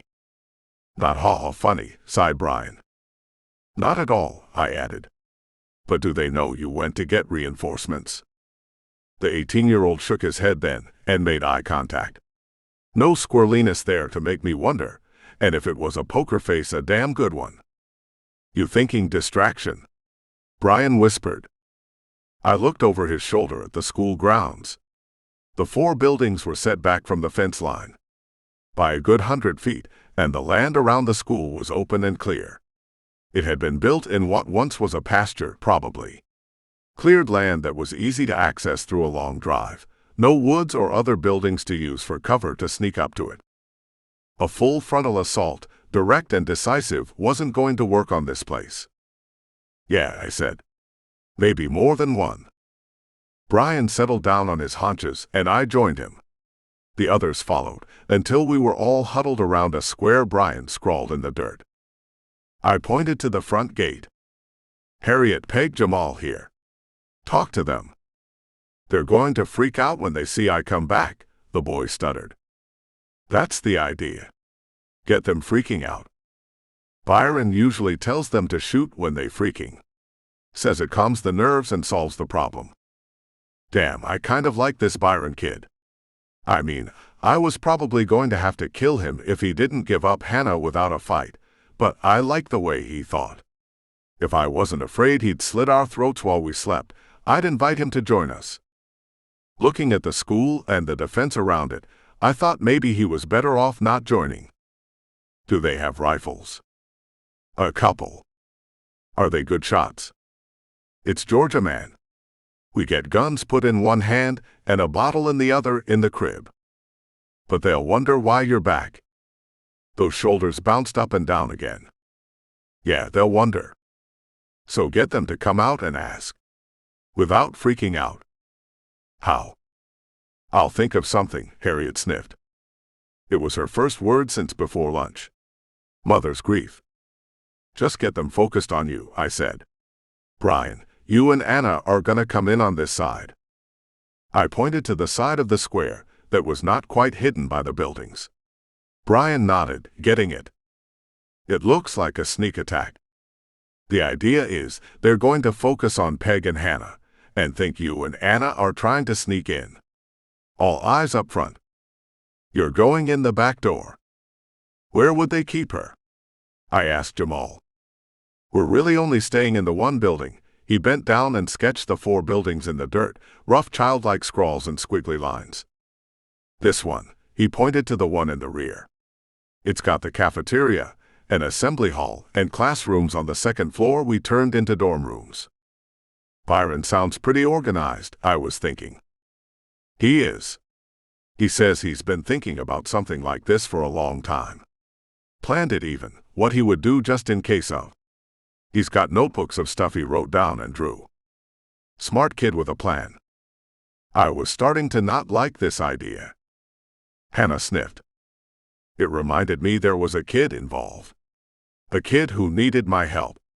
Family. So I took all the second guessing and doubts and shoved them down deep to fuel the rage and tried to think of one thing. How dare he? How dare this little punk try to hurt my family? How dare this little twerp burn down our house? How dare he tell us to leave? How dare he kidnap my charge, my responsibility? I reached down, erased the drawing in the dirt, and sent the others to their positions. I was going to show him what daring was really about. Chapter 14. The first distraction worked. As soon as Jamal, Peg, and Harriet stepped onto the road and started walking toward the gate, children streamed out of the buildings and walked down to meet them. Jamal had said close to 30 kids, so I counted 12 in the committee to greet them, with 4 more back by the building watching 5 smaller kids.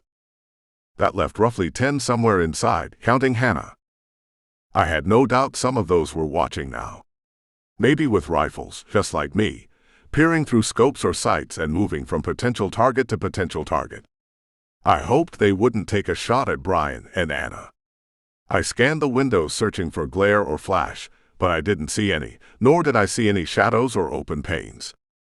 I saw Brian move out of the tree line on the far side of the campus, and that was my cue. I shouldered my rifle and began running. I gave Brian and Peg the pikes Anna and I made to replace the ones they lost in the fire, and gave up my pistol to Brian so he would be armed as well. They had left everything behind in the house burning down, which pissed me off because we had found good weapons, and a ton of food that literally went up in smoke. I blamed Byron for that. Someone needed to give that kid a spanking. Burning up good food after the end of the world. What was he thinking? I wished for the pike now as two of the Z on the fence line saw me moving and began to follow. I'd be able to avoid one, but the other was going to be where I needed to cross over, a junction of brick column that served to support the long, uninterrupted back fence. I pulled the 9-inch buck knife I had lifted off a Mad General in Florida and held it ready. I hated letting the Z get this close because one bite and I'd have to eat a bullet, but I still had on long sleeves, thick heavy fabric that should resist biting. My hands were exposed, so I was going to have to be careful. I let it get closer and started to gag. It smelled like dead rotting flesh, wrapped in a methane sulfur cloud and wearing a skunk ass as a necklace.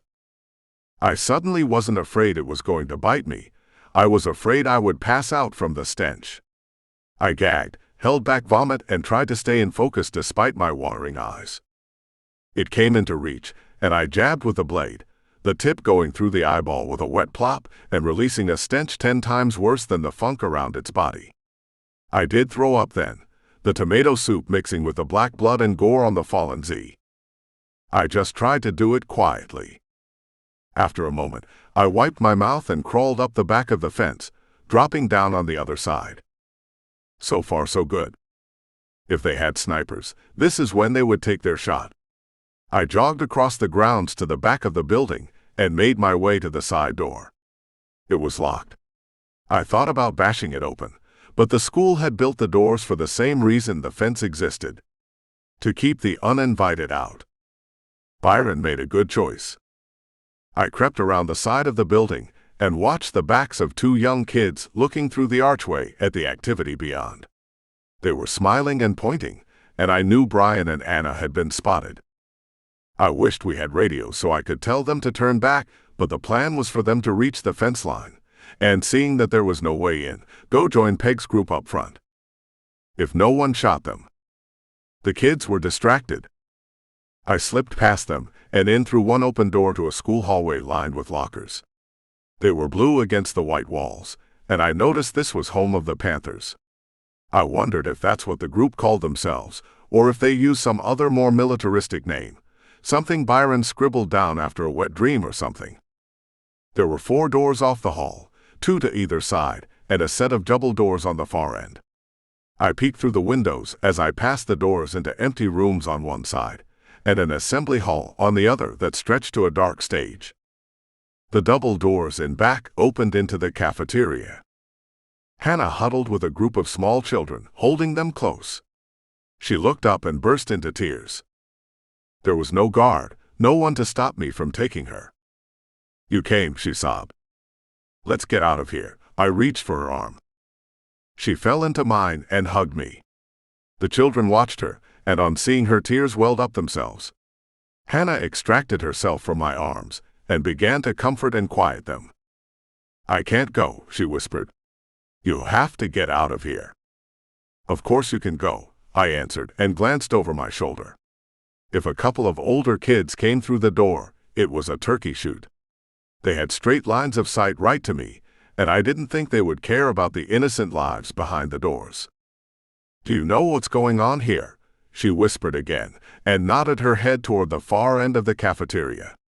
"This guy is a maniac. That's why I'm getting you out." "I can't. We have to save these kids." I lifted the rifle and began to move toward the room she had indicated.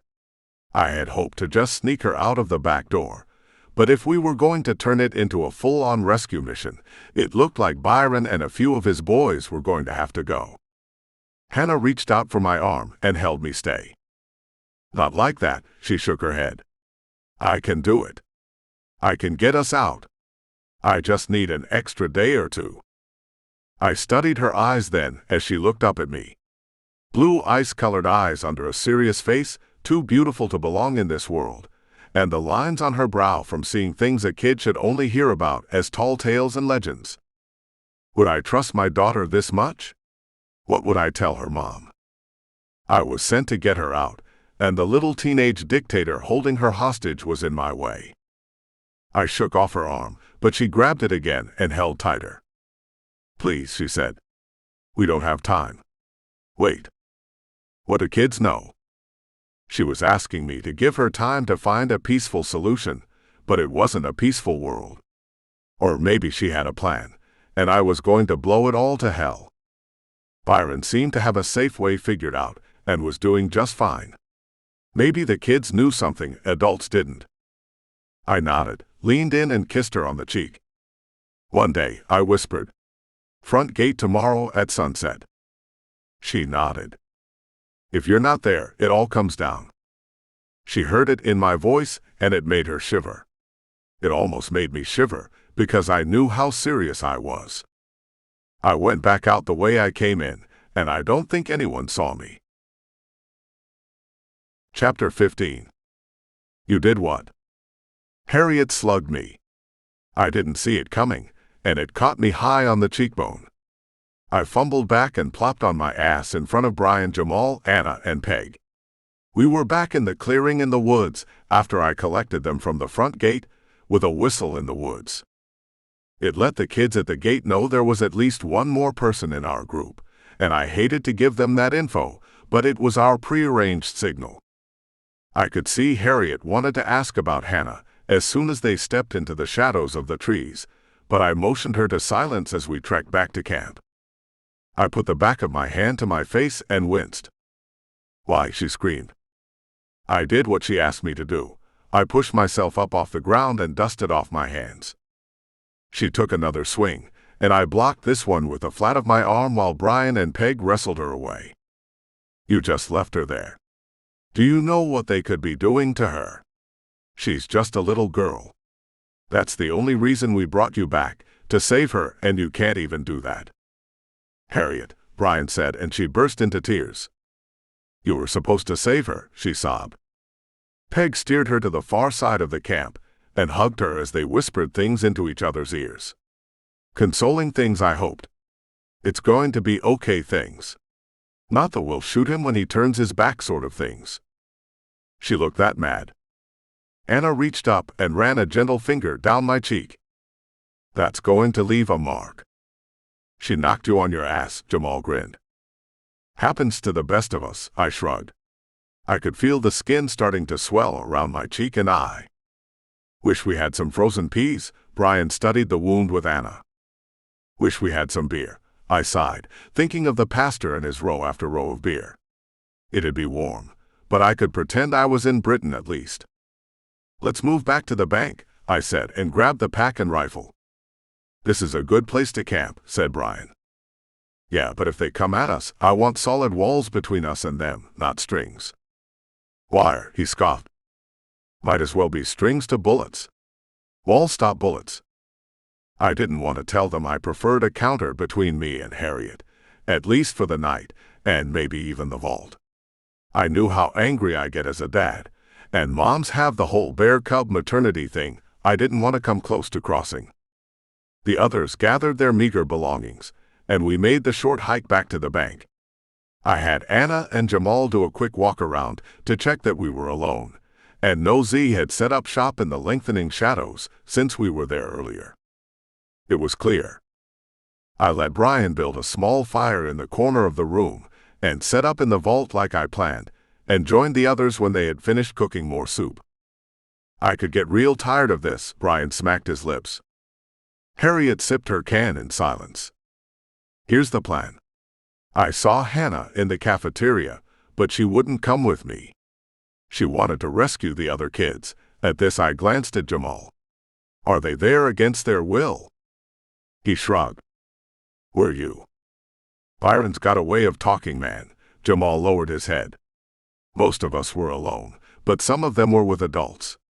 The adults were convinced to leave the kids behind. He killed them. No, I don't think so. I'm a father, Jamal. We don't leave our kids behind. You did, Harriet spat. Twice. 3 times now. Harriet, stop, Peg said, but it was too late. The words were out there. You left your kids to die in Arkansas, and lost another in Florida, and now you've left mine. I didn't see my face when I stood up, but I saw their faces when I stood up. I saw them all flinch away, saw it through a sea of red rage. Jamal fumbled for his pistol. Maybe he planned to shoot me. Maybe he was just trying to keep me from hurting anyone else. I put the tip of my hiking boot on his hand and pressed down hard enough that he cringed and cried out, but nothing was broken. Brian stood up and put a hand on my chest. Hey, he cooed. It's us. I breathed in. And out. In. Out. The red receded. I could hear a sound in my ears that sounded like ocean waves crashing on a shore, and realized it was my blood pounding through my veins. Breathe in. Breathe out. I lifted my foot off Jamal's hand and settled back onto the floor. Never do that. He nodded and nursed his bruised fingertips. Hannah, I started, then stopped. I could still feel the blood, the rage bubbling, and took a few more breaths. They watched me, this group I called my second family. Peg's eyes saucer-wide with fear, Brian's sympathetic gaze searching my face for what would happen next. Harriet refusing to look directly at me, shame perhaps making her lower her eyes. Taking my worst fear and twisting it like a dagger into a man who had rescued her daughter twice now. Anna's look steady and sure, gleaming in the glow of the flickering flame. Hannah asked to stay behind. She has a plan. I trusted her. You don't know her, Harriet muttered, still not looking fully at me. She's just a kid. She asked me to trust her. It was all the explanation I planned to give. We're meeting at the front gate tomorrow at sunset. That seemed to brighten her up a bit, all of them. We just had to make it through the night, and we were secure in a stone building. Wires stretched across the doors and windows to keep out Z. Tomorrow would stretch long as we waited, but I planned to look around for a vehicle to use once we got Hannah back. She could go with her mother. Brian and Peg could go find a fort. Jamal could hang with whoever, and Anna would probably throw in with me again. I planned to put the pedal to the metal and hightail it to Arkansas in one day and find out what happened. Chapter 16. We made it through the night without incident. There was a lone Z moan we heard through darkness, perhaps from the road, but it didn't come near the dark bank building and disappeared after several minutes. I slept with my back against the wall in the corner of the vault, rifle across my knee, and couldn't convince Anna to be anywhere other than by my side. She stretched out beside me and used my leg as a pillow. The next morning, we rationed out the soup in 3 cans and kept the rest for later. I knew we still had supplies a half a day away, but I wasn't sure when we would get to them, so it made sense to go through what we had slowly. Plus, I was getting tired of tomato soup. It's a long time until sunset, Harriet said when I walked out of the vault. She still hadn't apologized for punching me. Which way is town? I asked Jamal. I'll show you. Anna slunk out of the vault and stretched like a cat. She checked her shotgun safety and waited by the door after slurping down her half of a can. What do you want us to do? Brian asked. He wanted to come with, I could tell. He was practically vibrating. We can all go, I told him. We're looking for transportation back. We can't all fit in Jamal's car. I didn't tell them. I was probably going to go off on my own again. We walked a half a mile up the road following Jamal's direction, and he led us into what had been a town. It was stripped clean and bare, though we only had his word for that at first. Byron told us to take it all, he said in a halting voice. We took the food, weapons we could find, everything up to the school. Why is it so big? Brian asked. He was right. The little town was too small for such a large campus, but Jamal knew the answer. They closed down the old schools when they built this one and bussed us in from all over the county. And that made sense enough, and settled the great debate on why such a tiny burg had a campus built for 1,000. I had Jamal take us to the residential part of town a few blocks off the main street, past the empty businesses killed off by progress, and the now empty tiny shops killed off by the aftermath of the Z. You looking for anything in particular? The boy asked. A ride. He nodded. Like mine or big enough for all of us? All, I lied. I really wanted 2 rides, but a van with 9 seats would do. Or one of the larger SUVs they built now, built for teams of people or large families, even though the size of an American clan has shrunk to just 4 people. Sometimes 3. I caught the thought and chuckled in my chest. Now the average size family was 1 or 0. The cars here were nicer than the houses, old structures built in the 50s and abandoned as the town kept shifting and the old citizens died out. The new families could afford the home, but not the remodel, and the houses withered in time and under weather. Brian found a giant Ford Explorer next to a long church van. There was little debate on which one to take, but the gas tanks made the decision for us. The SUV had a half tank, the church van almost empty. Brian gave a little victory punch to the air and beat on the door so we could look for keys. There were no Z inside, no food in the pantry or cabinets, muddy boot prints on the floor, some child-sized, and Jamal nodded. That's them or was us, he said in a fit of confusion. I understood what he meant. Peg took the key outside and cranked up the vehicle with a throaty grumble. Harriet followed her out. She's sorry, you know. Brian attempted to play peacemaker. She should say it, Anna shot back. We're all on the same side, I said and let it go. I wished I could forget the Tinder as easy as I could the argument. We had our transportation easy enough, so there was no excuse to keep looking. When it came time, I'd just have to take Jamal's car. We went back to the bank to pass the afternoon, skipping lunch and rationing soup for dinner later on when we were all together. Chapter 17. 2 kids walked down to the gate, their faces serious in the waning sunlight. The sun hadn't set yet. We were a little early, but they must have been watching for us. It drifted over the treetops, making the leaves look like they were catching fire.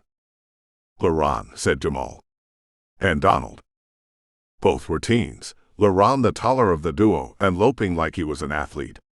Donald walked with precise steps, as if he were counting the paces from the building to the fence. He wants you to come in, said Donald as they reached the gate. I glanced over at Jamal. Don't look at me, he whispered. We don't usually let people in. Is he planning to kill us? Laron pointed to the roof over his shoulder. Could have done that already. I wondered how they knew we were down here. Did Hannah break and tell them? Were we being invited into a slaughter? But the tall kid was right. The shooters up top had a clear shot at each of us, and depending on how many were up there, they might be able to get 6 of us before we made the safety of the trees. Though secretly, I suspected I'd be the first one down if they started shooting. Brian next, then Jamal. It's how I would have played it if I were Byron. You can keep your weapons, said Donald. If it makes you feel better. It did make me feel a little better, although we only had the rifle, shotgun, and 2 pistols with 2 pikes.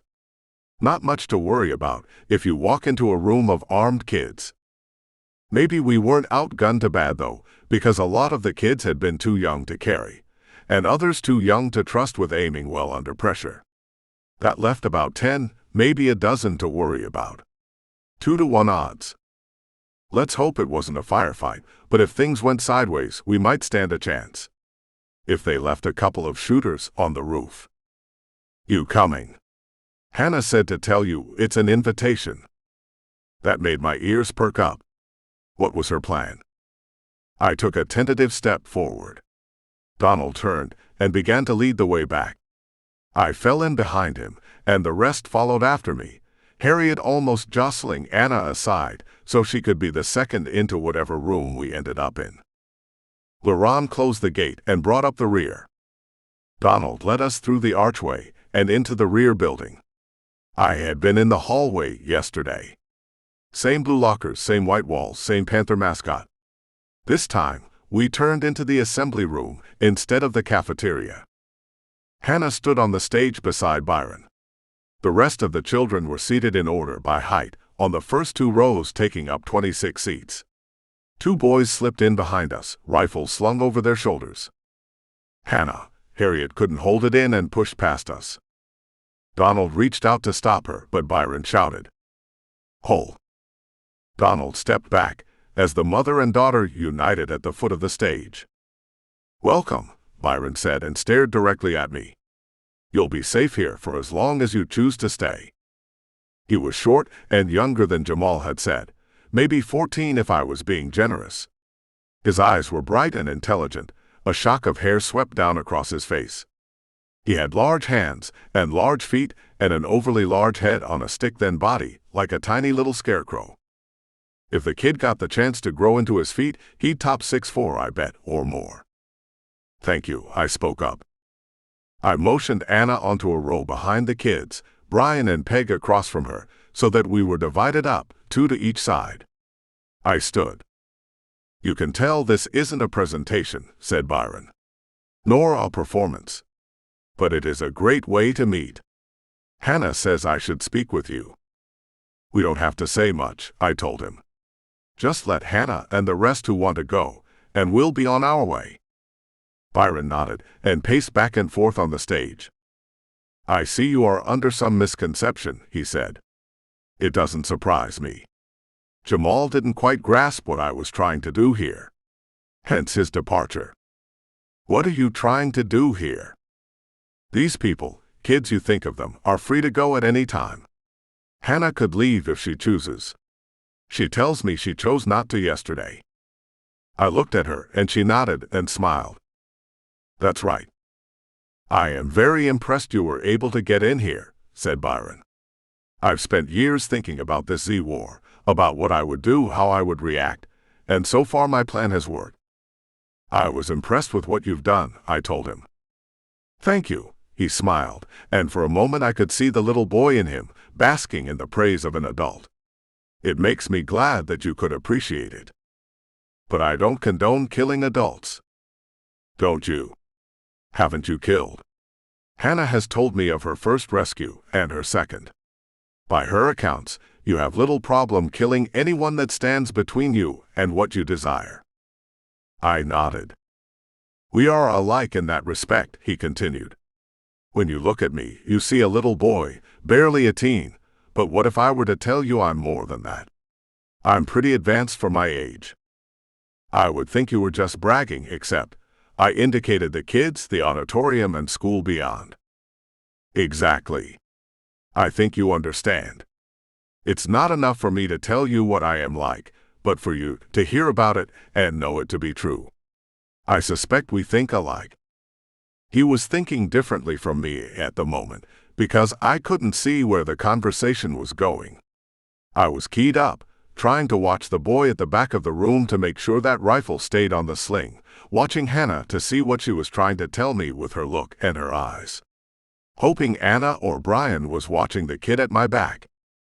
"I told you that I was impressed with you. The time I spent on protecting this place, I never considered a double distraction against a small enemy force." "We're not your enemies." "Oh, I know that now," he said, still pacing. Poor choice of words.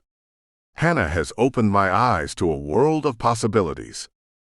He stopped then and gazed at her with a puppy dog look of a kid in love. I've heard it called moon eyes, but I'd never actually seen it before. But his pupils popped open, and he started at her like a dog looking at its owner. "Smitten." "Hannah?" Harriet asked from where she stood beside her. "It's okay, Mom." "Hannah tells me you're keen on building a fort." Byron looked at Brian. "She's told me a lot about each of you. We practically stayed up all night talking." But I especially liked what she had to say about you. Shoot him, a little voice inside me was screaming. The kid was a genius, sure, but most likely insane. I could get off 2 or 3 shots before the others reacted, which might buy us enough time to get the rest, especially if Brian and Anna jumped in to back me up. I saw how it would go down in my head. A shot at Byron's head the next time he paused to turn. Swing around to the kid across the room and get him. Drop to my knees and hope the one behind me was still fumbling with his rifle and nail him.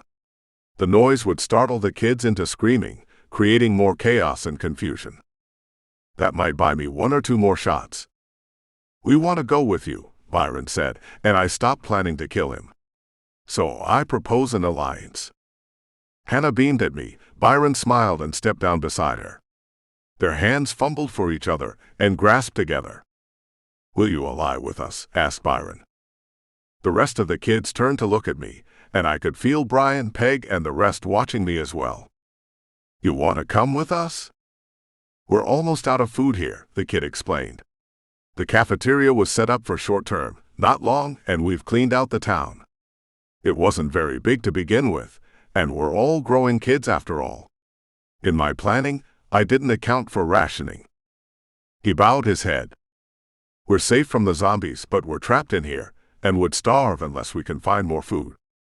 But you destroyed my house, said Brian. I didn't, said Byron. They did. He nodded into the audience, but we couldn't tell who he had singled out. Sometimes kids are hard to control, and all it takes is one action to start the ball rolling. I tell you that in warning, so you know what to expect and how to handle it. An alliance. I rolled it over in my mouth and let it sit there for a minute. Everybody wins, Hannah piped in. Nobody dies. I could see that's what she really wanted, what she was doing to protect the younger kids.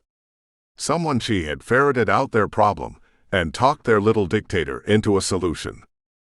I knew from history not many people survived an alliance with a dictator, but we could cross the gorge when we got there.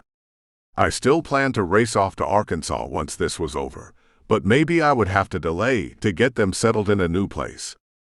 You did a good job selecting your location, said Byron. You've got an eye for forts. Brian nodded thanks. Aren't all your plans made for here? Byron nodded.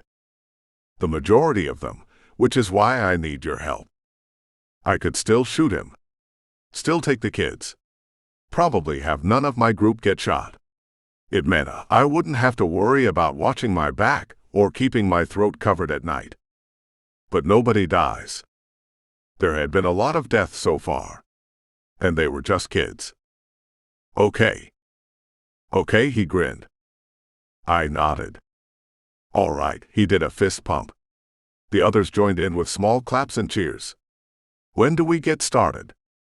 It's dark outside, so first light. But we're out of food, one of the 6-year-olds said in a nasally voice. That's what Hannah knew that I didn't. They had used all of their supplies, and they were hungry. The kids weren't quiet because they were disciplined. They were low energy for lack of food. I nodded and gave her a wink. Harriet pulled her close and hugged her, then shook Byron's hand as Hannah introduced them. This a good decision. Brian stepped to my shoulder. I watched Jamal, who worked hard to keep his face expressionless. I wouldn't want to be playing poker against him at that exact moment, 'cause I couldn't read what he was thinking. I made a note to pull him aside and get his take on it. Was that why they kicked out older kids? To make the food supply last longer? And what adults did they kill? I was going to find out more. For now, we had an alliance. And over 24 hungry children. I slipped the knapsack off my shoulder and parceled out the last of our soup supplies. We'll have to share this tonight, I told them. But we know where a big supply is tomorrow. They almost cheered again. Chapter 18. Trouble. A voice on walkie-talkie interrupted their meal, if you could call it that. One of the kids next to Byron unclipped a yellow sports radio from his belt and pressed the button. Go. Out front, a lot of trucks, jeeps. I can't make out any details. Byron glanced at me. Are you expecting trouble? I was expecting it in here, I told him. Your call. I stood up and checked my rifle, then glanced at Brian and Anna. Stay here till we find out what it is. I'm coming with you, said Jamal. Byron directed Laron and Donald to back him up. Anna did the math in her head and didn't like the way the odds stacked up. I'll come too. If they planned to take me out, drawing me away from the group with a ruse was a good way to do it. Get me outside, 3-on-1, and work a little magic to the back of my head. I nodded to Anna, and she fell in step behind Byron's 2 men, shotgun at the ready. I still didn't like the too long barrel, no good for close quarters work, but I couldn't do much about it at the moment.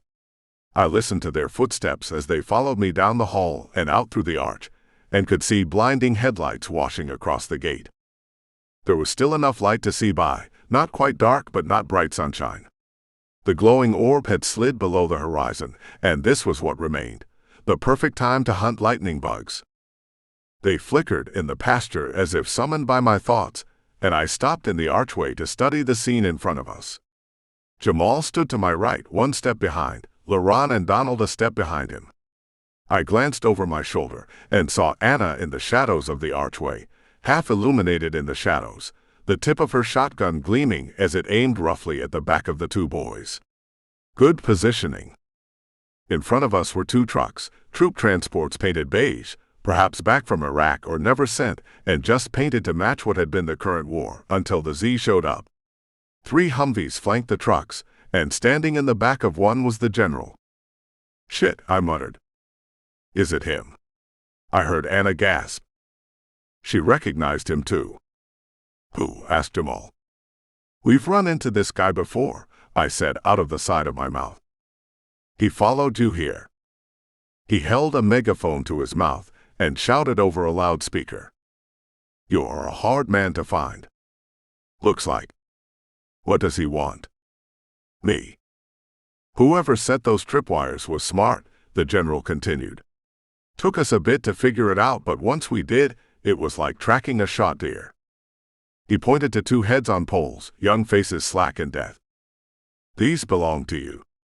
Jamal gasped and gagged behind me. Steady, I whispered. I couldn't make out his craggy features. In the fading twilight, he was mostly shadow, like a wraith summoned from the underworld. What do you got in there? The general asked. Looks like a good place to spend the night. Why don't you invite us in? Not my place, I shouted. We're still cleaning it up. Why don't you come back tomorrow, and I'll have it ready for you? I bet you will, he laughed, mirthless, a flat sound that fit his demon image. Like you had your kamikaze ready for us at the church. Julie had been a part of our group and inconsolable after her husband was shot by the general's men. She got her revenge with a grenade pickpocketed off a private and dropped at the feet of a squad. Her sacrifice bought us time and a chance to escape, and didn't leave the general's militia in good shape. He had a couple of squads in the back of each truck, each facing out, weapons drawn and aimed at the woods. No one out there, I told him. No one in here but a bunch of kids. Just like a terrorist, he screamed. Hiding among children. Getting women to do your dirty work. You won't fight like a real soldier. I'm not a soldier. But he wasn't listening. I couldn't see his eyes, but I suspected there was a glint in them, a little bit of madness far beyond what the rest of us had. I want my knife. Come and get it. I pulled it out in my left hand so he could see it. His Humvee jolted forward. Jamal stepped beside me. I've got your back, he said. His head exploded in pink mist and splattered gore and blood across the side of my face and across my chest as he fell like a puppet with cut strings. I fell backwards and heard a second sniper's bullet buzz past the end of my nose. Back! Anna shouted and sent a shotgun blast toward the gate as the Humvee shifted into lower gear and began to plow through. I crab-crawled backwards, watched as geysers of chipped concrete exploded where I had just been. Donald ran past Anna shouting a warning. LaRon turned, and his chest erupted as the sniper hit him in the back. He fell at her feet. I made the safety of the arch and grabbed his weapon. It was a hunter's rifle, a .3030 Winchester. I sank into the shadows against the side of the archway and aimed at the Humvee. The driver's window was a dark splotch of glass, its headlights blinding as it bounced up the sidewalk toward the arch. I could hear the other trucks rumbling in behind it. Get to the others, see if there's a back way. I sent a shot into the window and watched it spider web, cranked the lever and sent another. The third sent the vehicle off course and rammed it into the corner of one of the other buildings. Soldiers spilled out, and that's all I got to see as bullets shredded the archway.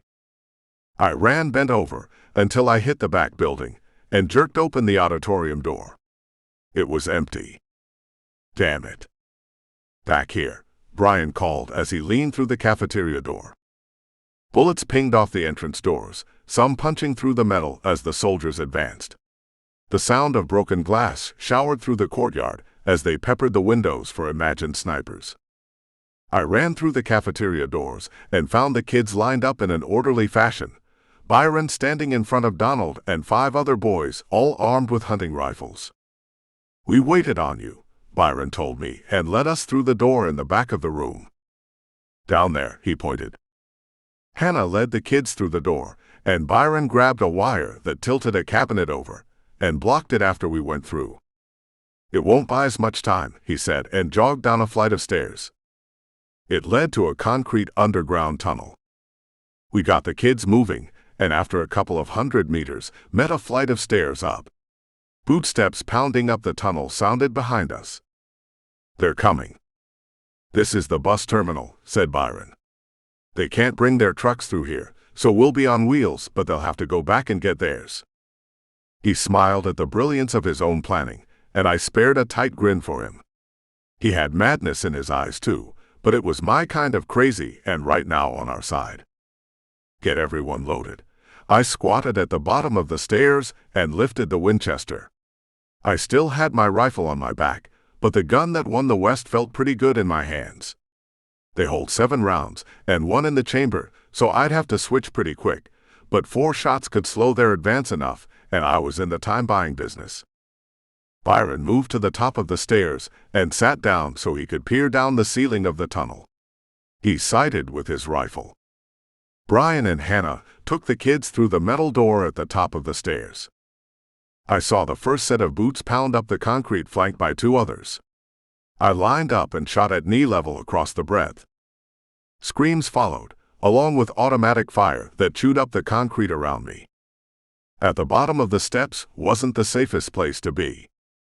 The advantage I had of shooting down a straight line into oncoming soldiers was shared by them, and amplified by the number of guns they used. I cracked out the 4th shot, a little higher this time, aiming for heads or Kevlar or whatever I could hit. Cordite smoke tinged the air and filled the tight space with a fog. Then Byron shot. He was deliberate and careful, another Southern boy raised around rifles and taught to shoot at a young age. There's a big difference between a man and a deer, but the boy had said he'd killed before, and when someone is trying to kill you, it's easier to kill them back, and better if you do it first. The bullets at their heads sent them scrambling back up the tunnel, still in range for both of us, but they didn't expect resistance or had a different plan than once more into the breach. It was a different plan. Byron shot again. A man screamed. Then we heard a pin drop. A literal pin.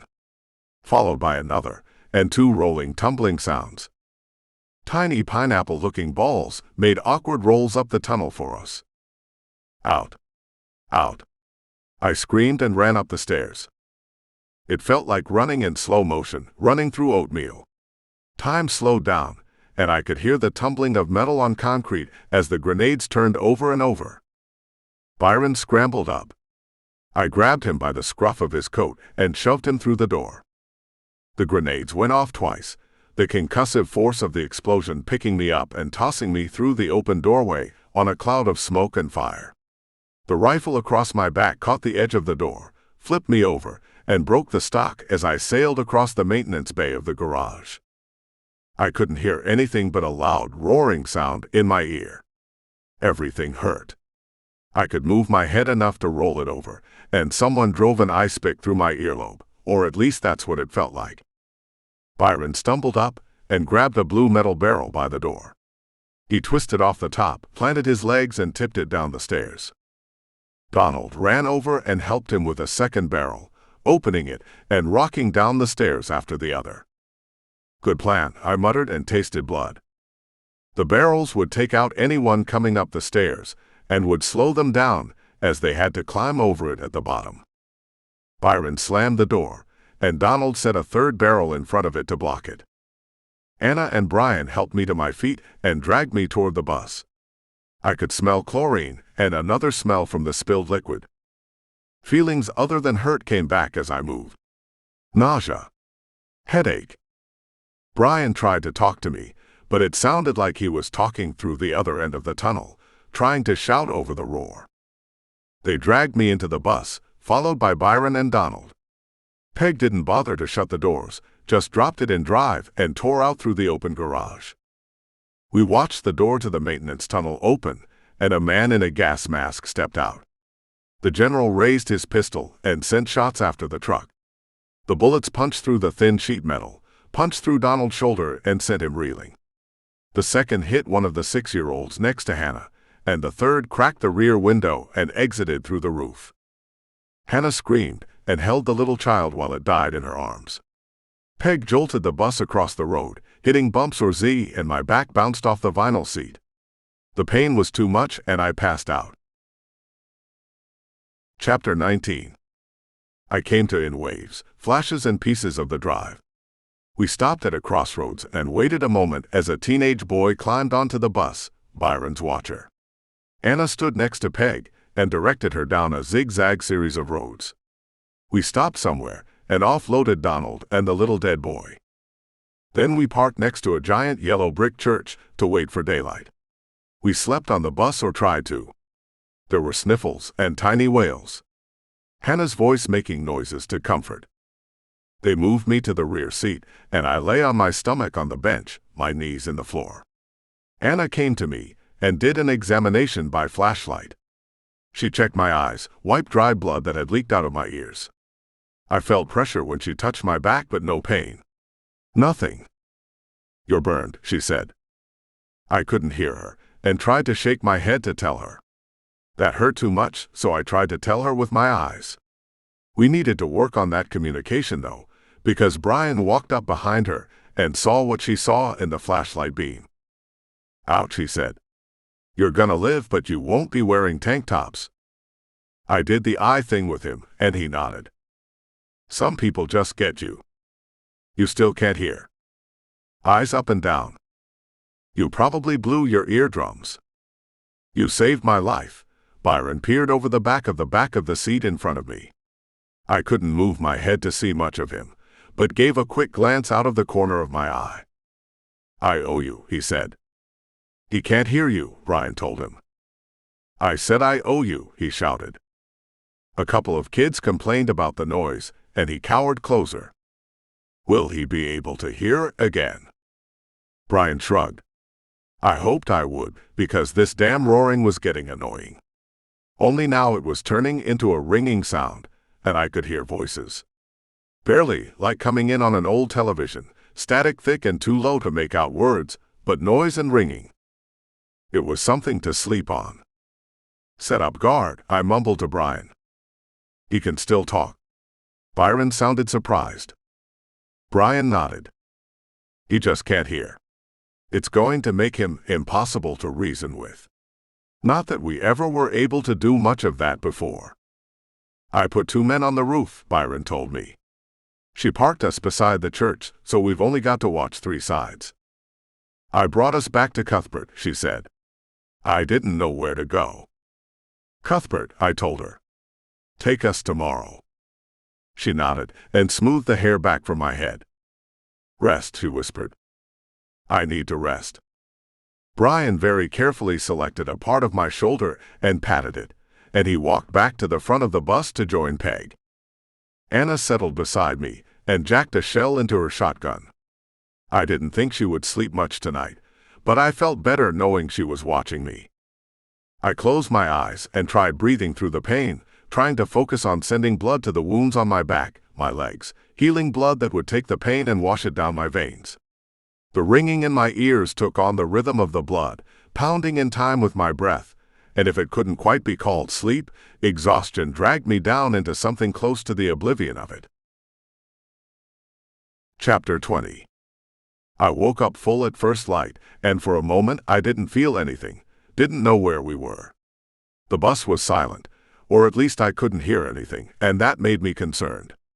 For a moment, I wondered if everyone died while I was passed out, and I was in a corridor of corpses.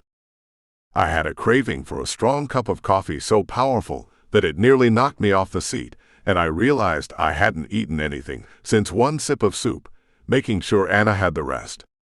Truth be told, one sip was all I could stand. I pushed up off the seat and fought down the urge to scream as fire lashed across my back, my legs. I wanted a mirror to look at the damage, and then was glad I didn't have one. Seeing it would somehow make it worse. Burned. Was I a mass of scarred flesh and raw oozing wounds? We needed to get some antibacterial cream or Bactine on it quick. Burns were notorious breeders of rot, and I didn't want to survive so far only to get taken out by a microscopic bug. First, I needed to know where we were. The gray light of the morning showed a building beside one window. I stepped over Anna and held onto the back of each seat to keep my balance. Stars exploded. Waves of feeling sick washed up and down each time I planted a foot, made sure it was solid, and stepped over another kid or set of extended legs. I made the front of the bus and smiled. Brian was sitting in the driver's seat, his back to the wall by the building, cradling Peg in his lap. They were guarding the door. I almost didn't open it because the sound would wake everyone up, but the movement down the aisle had been painful, but I could feel the blood flow starting to loosen up my limbs. I didn't quite feel better so much as I didn't feel as I did laying down. That was a start. I reached for the handle and tried to pull the door. It wouldn't move, and the ripping, tearing feeling across my shoulders made me gasp. That woke up Brian, and he jumped a little, startling Peg. They both eyed me for the moment it took them to remember, to push past the confusion, and then Peg reached forward and took the handle from my hand. She cranked the door open with a small hiss. "Thanks," I mumbled. My mouth still felt mushy, tasted salty, and my tongue was swollen. I bit it either during the explosion or the landing. I stepped outside and remembered I forgot my rifle, then remembered the stock was cracked. I wondered if it would work again or was awash. Brian climbed down beside me, and we took several steps out toward the road. I recognized the white cottage across the street, the yellow giant church beside us. "Cuthbert," I told him. He nodded. "I'm not going to ask how you feel because you look like crap." "I feel like crap." "It's an improvement, I think. I can always rely on you for a confidence boost." "Is your hearing back?" "You're talking through a tin can and it's a whisper, but I can make out what you're saying at least." "You want to hear how bad it is?" "Bad. We're alive, aren't we? That's the second time we escaped from that militia. If I'd known they were going to hunt for us, we would have been more careful. They probably would have burned our fort down too." "All right, Doc, give me my diagnosis." "You've got bad burns on your back. Barbecue bad." I could feel those, or rather couldn't feel the burns, but the empty spaces of white-hot pain that lanced across the muscles there when I breathed. I figured. We need to get some antibacteria on it. That's what I thought too. You've got 2 big cuts where something got you. Concrete, I guess. They're gonna need stitches. Anna packed one with cloth, but you could see the muscle.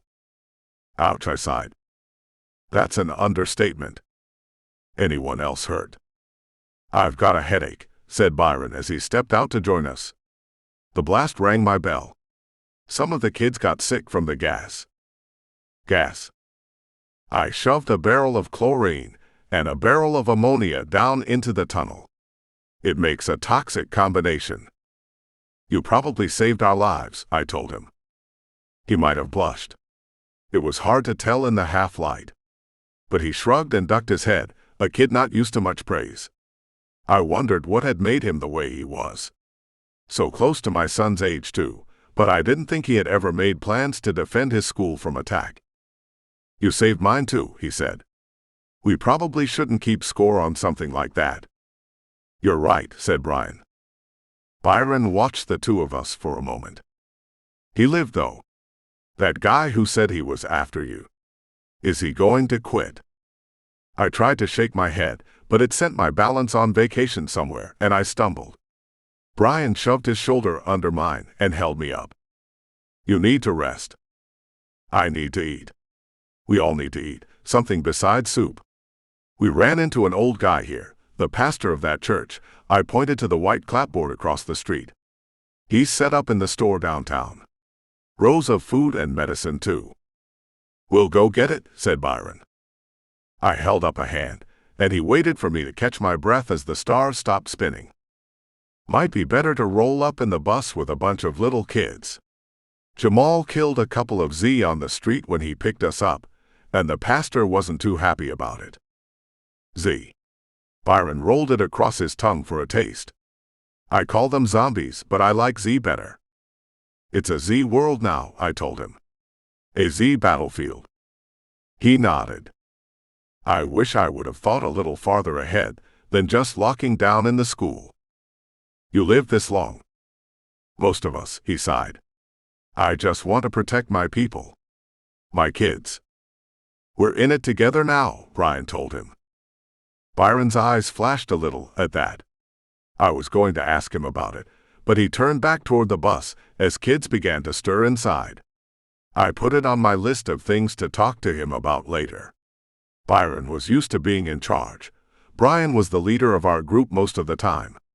I didn't need them in a power struggle if we were going to survive. Anna took Byron's place as she wiped sleep from her eyes. She faked a smile. Kind of look like Frankenstein now? I asked. You look a little like Hamburger, she said. Frankenstein was the doctor, said Brian. Not the monster. A Z lumbered up out of the woods, noticed us, and changed trajectory to come at us. I left my pike on the bus, Brian sighed. Take my knife, I said without thinking, reaching for it. Stars exploded as something lashed me across the back with a whip made of fire. I tumbled to a knee and barely held myself up. Anna grabbed my arm and lifted me on one side, Brian on the other. You lost your knife, she told me. And your rifle is broken. Dang, I grunted. That hurt. She led me back toward the bus. Brian hopped in, got his pike, and took care of the Z with a quick poke to the head. He wiped the blade on the grime-encrusted clothes it was wearing. Doc Harper, Anna said. She was right. The pastor had pointed him out to us. Byron called his guards down from the roof, and Anna helped me on the bus. Peg started it up and we drove slowly up the street toward the downtown. Chapter 21. There was a fog that drifted around town like a thick pall of blue-gray smoke. It smashed against the windshield and parted, hiding the sides of the road as they slowly cruised up the street. I silently hoped we wouldn't hit a Z and piss of the pastor, wondered if he would understand how difficult it was to see the road. But we didn't see a Z after the first one. Not until we passed the cemetery and could see downtown. The fog was less thick here, and I could see it was smoke, not fog, curling out of the embers of the burned-down block of Main Street. The discount store was gone, soot and smoldering rubble now. The buildings around it burned as well. Dead Z littered the street, dozens of them, and one body that didn't quite look like the rest sprawled across from where the store had once stood. The pastor. He had an extra hole above his eyes, staring lifeless at the lingering smoke and up into the sky as dawn broke full and orange sunlight raced past us. Peg stopped the bus in the street. Was that it? She asked. Anna nodded. Do we keep going? Brian asked. Peg shook her head no. We're running low on fuel. And the kids need to eat, Hannah added. So do you. Anna turned her eyes toward me. Where are we going to get medicine? I looked at Byron. He looked back at me. His plans were landlocked behind the fence at his school. This was new territory for him, and it showed in his eyes, his stance. He stood next to Hannah, her hand seeking his as if by instinct, and the two of them gripped tight and stared at me together. Peg stopped the bus, but when I lifted out of the seat where Anna planted me, I stumbled. It felt like we were still moving. Bring your men, I told Byron, and his chest puffed up. His men. His squad. I turned to Hannah. Get the kids off the bus and keep them in the green space in front of the courthouse. I breathed through a lash of white-hot fire. Keep them close. Use the older ones to stand guard. No one runs off. She nodded. Brian, Anna, and Peg followed me off the bus. We stood to one side while Byron assembled his squad of 6 teenage boys in a ragged line, and Hannah escorted the 20 or so others off the bus. They were quiet and orderly, scared wide eyes staring at the fallen Z corpses scattered in the street. Take this one back to the car and get the supplies, I told her. Her eyes lit up. She had forgotten about our stash of spam and food pilfered from the pastor's residence. Anna stood on her toes and kissed me on the cheek, then motioned for the one they called Tyler to follow her. He was the scout Byron had used, and I thought that a good choice. I reached out and put a hand on Brian's shoulder to steady myself. It's a small town, but there's got to be a gas station. Go find it and get fuel for the bus. Check the garage for cans for extra, in case we need it.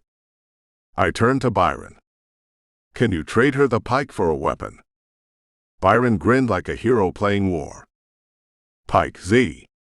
You come up with the greatest names. He nodded to the kid beside him to trade, then sent him to guard Hannah and the children, along with one other teen. You going to be okay here? Brian asked. I'm just sitting on the steps waiting, I told him. Watch for Z. This may be all, but I don't want you to be surprised. He nodded goodbye and climbed back in the bus after Peg. Byron waited until they had driven away. What about us? Anna went to get food for all of us, I explained. Just one meal though, maybe 2. I need you and your men to hunt. Go house to house and grab everything we can eat, use. Take bags and packs from the house to carry it. Skip the details, he told me. We cleaned out all the houses around the school, so we know what to do. He flinched a little under my look. It may have been harsher than I meant, but I was hurting. I just meant save your energy, he sulked. No, I sighed. Just caught me in a pain wave. You know what you're doing. Knock for Z first and lure them out. Raid the medicine cabinets and take it all. He nodded, the smile back on his face. Pain he could understand, and it salved his fragile pride. He blew a kiss to Hannah, who returned it, and broke his group into 3 sets of 2. They took off at a run that made me envious of youth, and suddenly I was in the middle of the street alone. I looked at Hannah watching the kids like a brooding hen, Harriet hovering behind her with eyes only toward her daughter.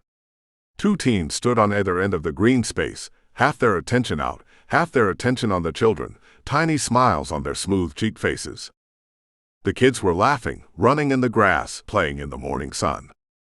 It could have been lifted from a storybook, except for the stench of Z, the smell of burnt wood and food, and maybe even sadness, hanging over the dead town like a pall. I shuffled around and faced the road we had ridden in on. I was watching for Anna to return, but then remembered I had the keys in my pocket. And I forgot to tell them to check the locks on the church doors. I took 2 painful steps forward and realized I didn't have a gun. I didn't have a rifle or knife or pistol. Nothing to fight with if a Z showed up. Or the general. I glared at the eastern horizon and stood there transfixed.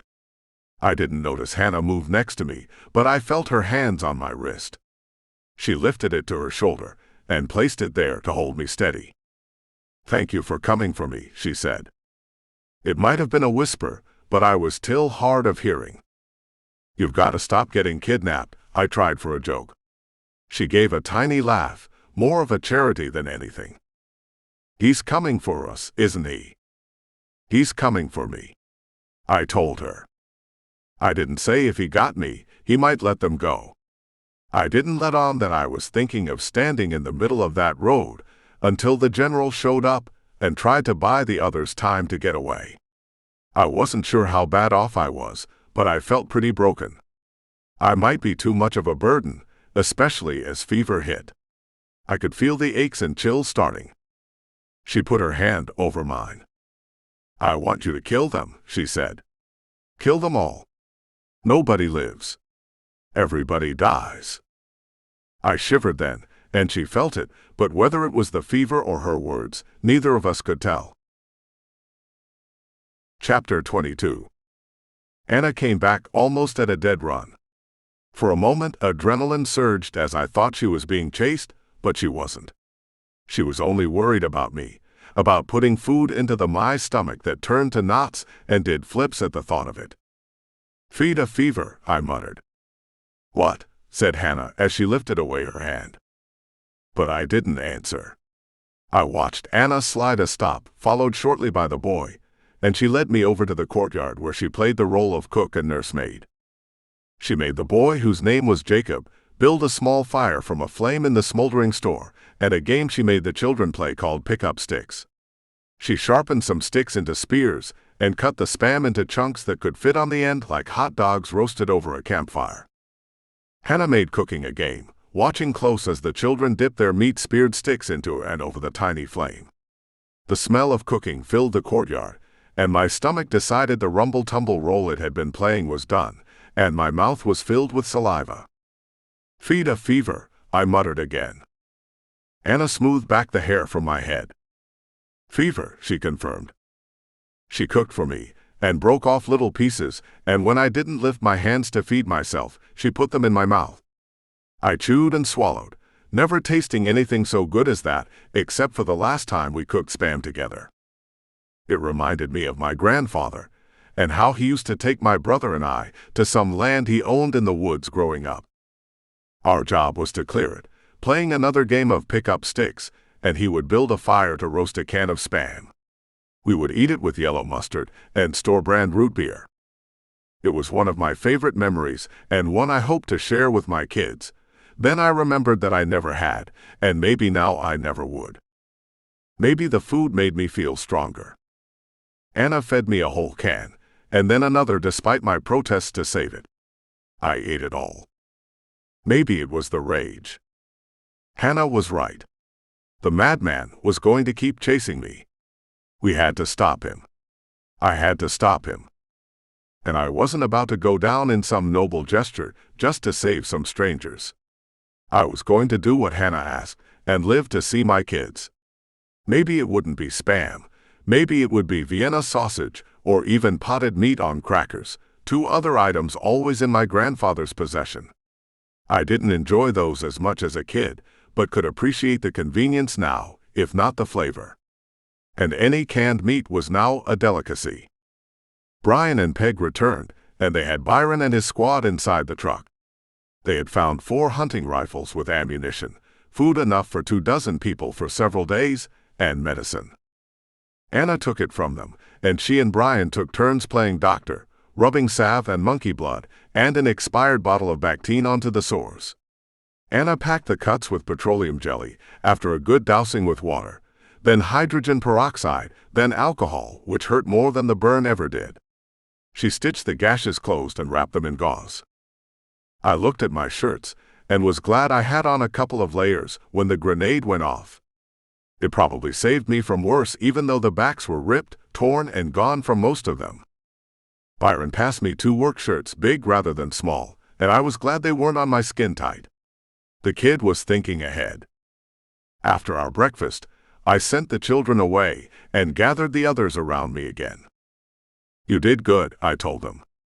We were fed and fueled with supplies to last until we found the next town, and a couple of weapons to keep us safe. Now for the bad. And I told them. I told them the madman was coming. I told them he wanted me, and just me, and that he wasn't going to give up. I told them about moving ahead and sticking to a set route, and about staying behind to buy them time. How will we get away? Anna asked. We. Not you. Her mind made up. I showed her the car keys on the key ring I forgot to give her.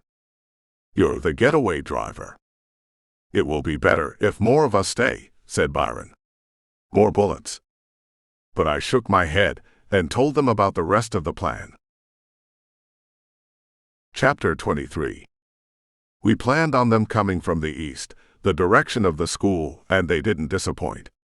They followed the same route we had, learned by checking for tip cans on a branch. I would have set Tyler to scout further out, but didn't want to double back to pick him up after it was all over. I might not even be able to double back. Brian loaded all the kids in the bus and offered again to stay. Keep everyone safe, I told him, standing straighter on my own now. He nodded. Catch up fast.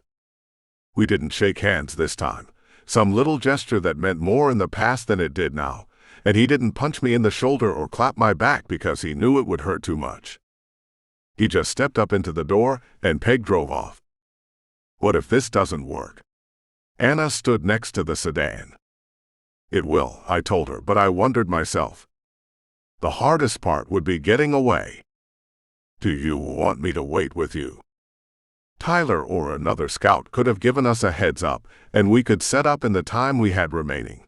But without the advance notice, it was a waiting game.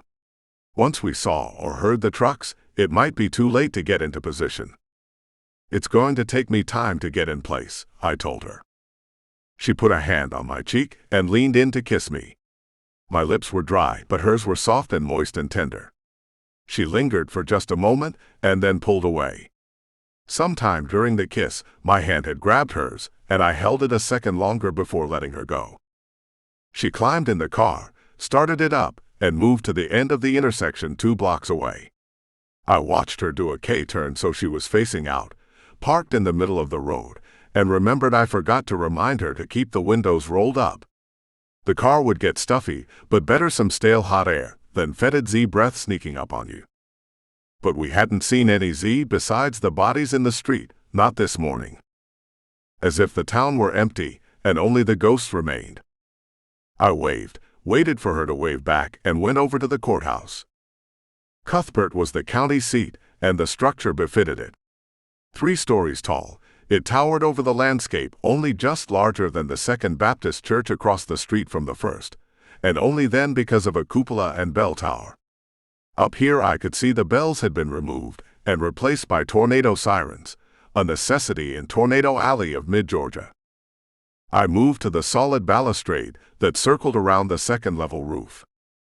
Byron's boys had gathered ladders for me once I asked, a long aluminum extension one that shook and threatened to teeter as I tediously pulled up rung by rung.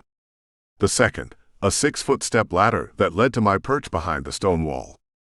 From here I could see the yellow church and the white one, and the road beyond, and I set up 2 rifles.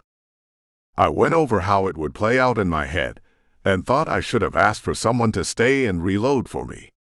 Then thoughts of the Alamo, and how rickety the ladder would be with 2 of us trying to slide down at the same time, and worrying about them running the 2 blocks to the car. Too much to worry about. This was simpler, cleaner, and the 2 rifles gave me 26 shots. I wasn't sure how many were in his platoon, but 2 trucks and 3 Humvees meant more than that. I'd have to rely on confusion and distraction while I reloaded. It wouldn't be hard for them to pick out the nest. I wouldn't be surprised if they watched it as they rolled in looking for some sort of ambush. I had Byron set up a trip can beside end of the general store, not too obvious but not easy to miss either.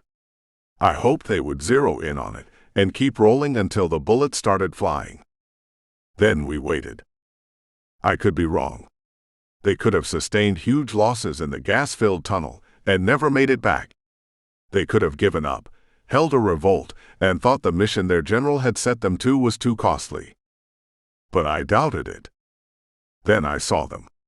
The glint of sunlight off metal through the trees. The roar of the engines reached me next. I tossed a red bandana back over the side of the courthouse in Anna's direction and hoped she was watching for the signal. Either way, it was all going to go down in less than a minute. Chapter 24. I let the lead Hummer drive past the church and roll forward, then started counting.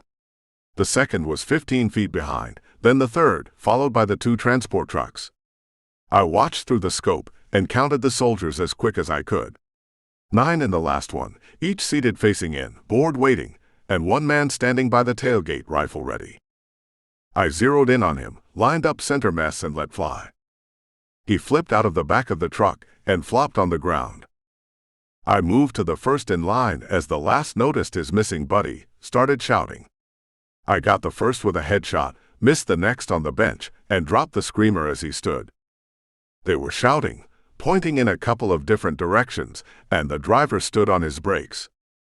The lead Humvee was almost even with the first green space at the courthouse. I swung the scope to the driver's window and sent 2 rounds through. It careened toward the building, and I felt it shudder as it crashed into the brick. "Damn," I muttered.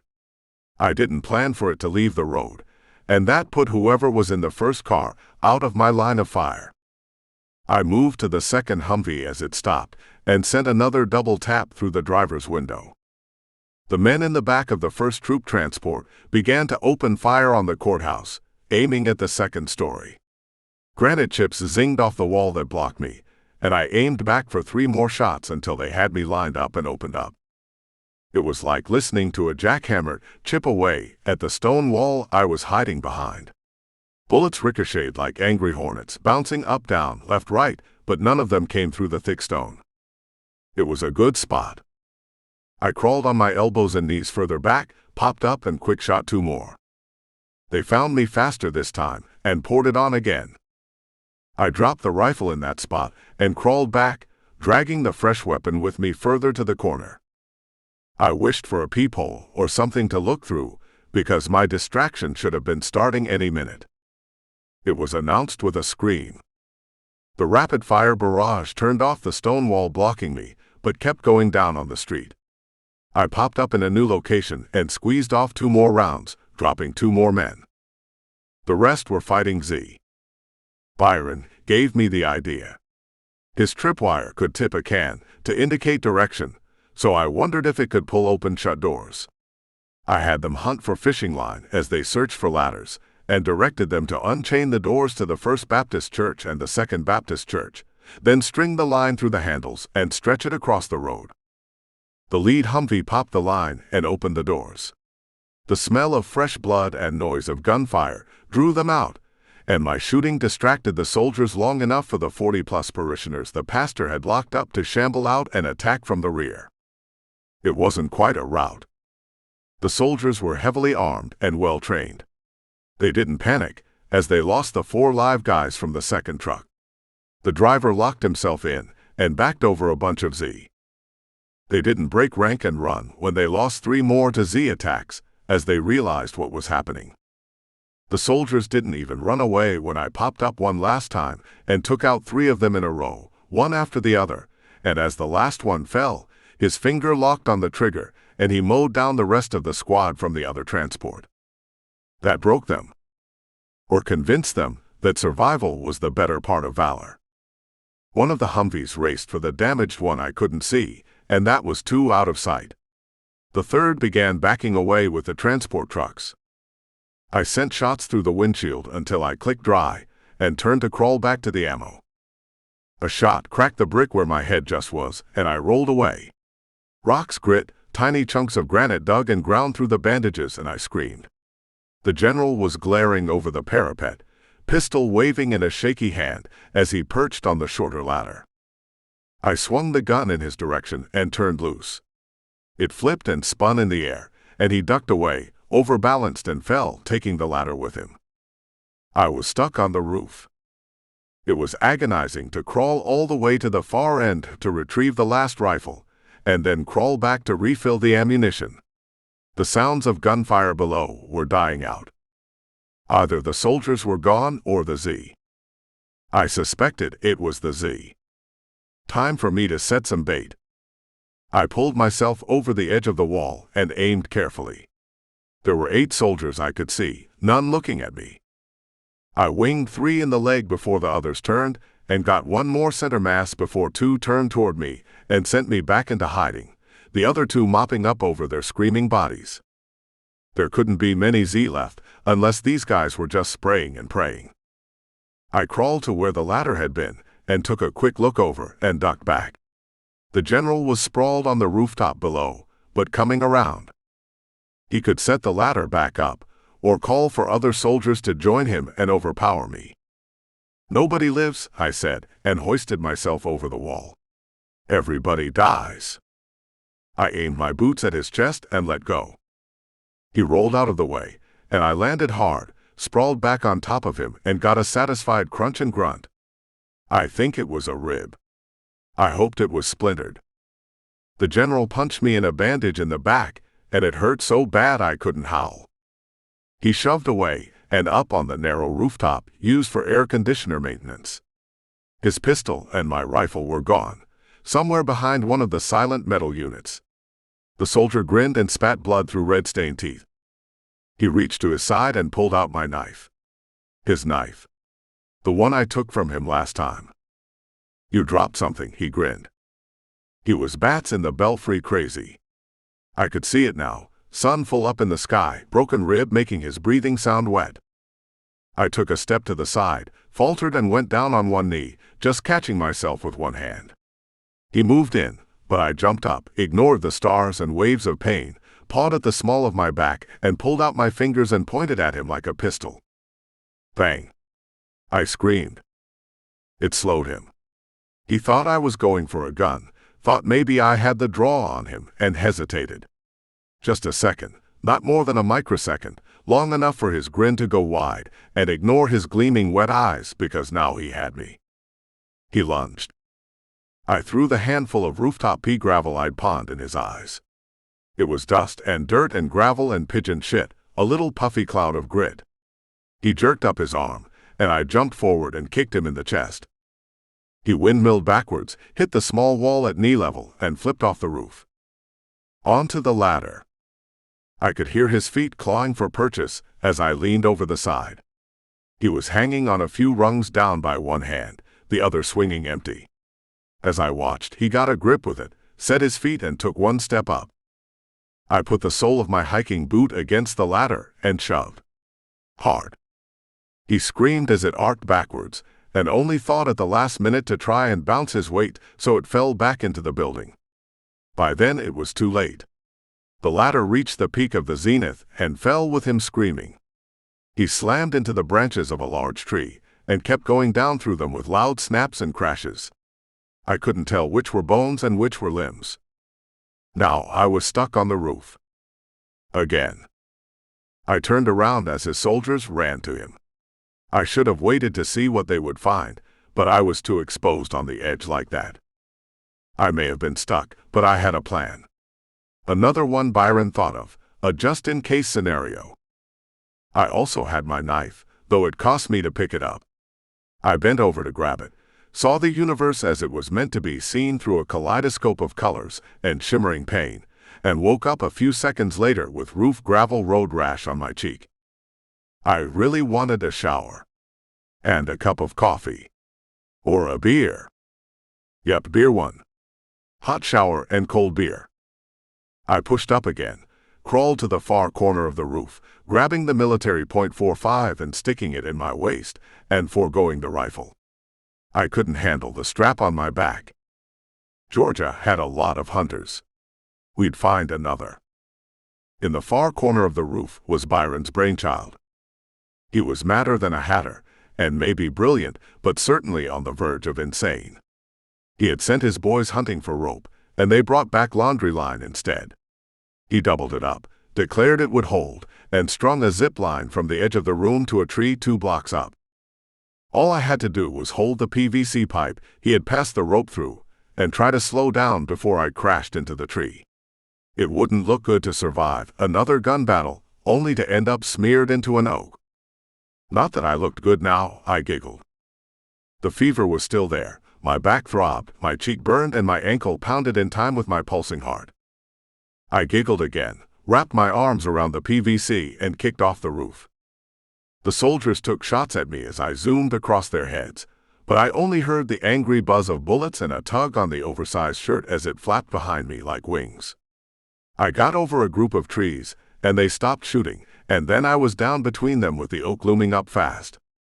Did I say Byron was smart? A mad genius? The stupid kid tied the rope across a branch instead of a trunk. The PVC hit the wood. I flipped, went ass over tea kettle, and had just enough time to flop over to my stomach and land 6 feet from the ground. It knocked the wind out of me, and I was going to have a bruise where the gun dug into my stomach. I tried to breath, but my stomach wasn't having any of it, and just left me there trying to gasp. Then I heard them. The general screaming. The soldiers running toward me. I don't know how many survived, but it sounded like a squad, boots pounding on the ground, heart pounding in my ears. I pushed up and tried to crawl, made it 6 feet and collapsed. No wind, no energy, and out of hope. Anna popped out of the bushes and rained hellfire. At least that's how I described it to the others when we caught up. She was a vision, like a pixie Valkyrie, striding through the well-manicured courtyard forest, planted both feet on either side of me, and lay waste with her 12-gauge. She took out 3 soldiers in rapid succession, just pop, pop, pop.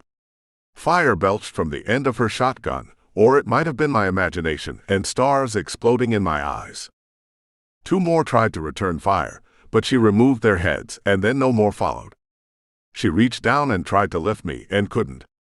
I pushed up again, the 2 of us fighting for it, working to get my feet and busted ankle under me, and the wind came back in one huge long gasp that ended in a sob. She ignored it, ignored the tears, and led me back to our car, folded me inside the back seat from the driver's side, and raced off in our getaway car. Chapter 25. We caught up with the others 20 miles later.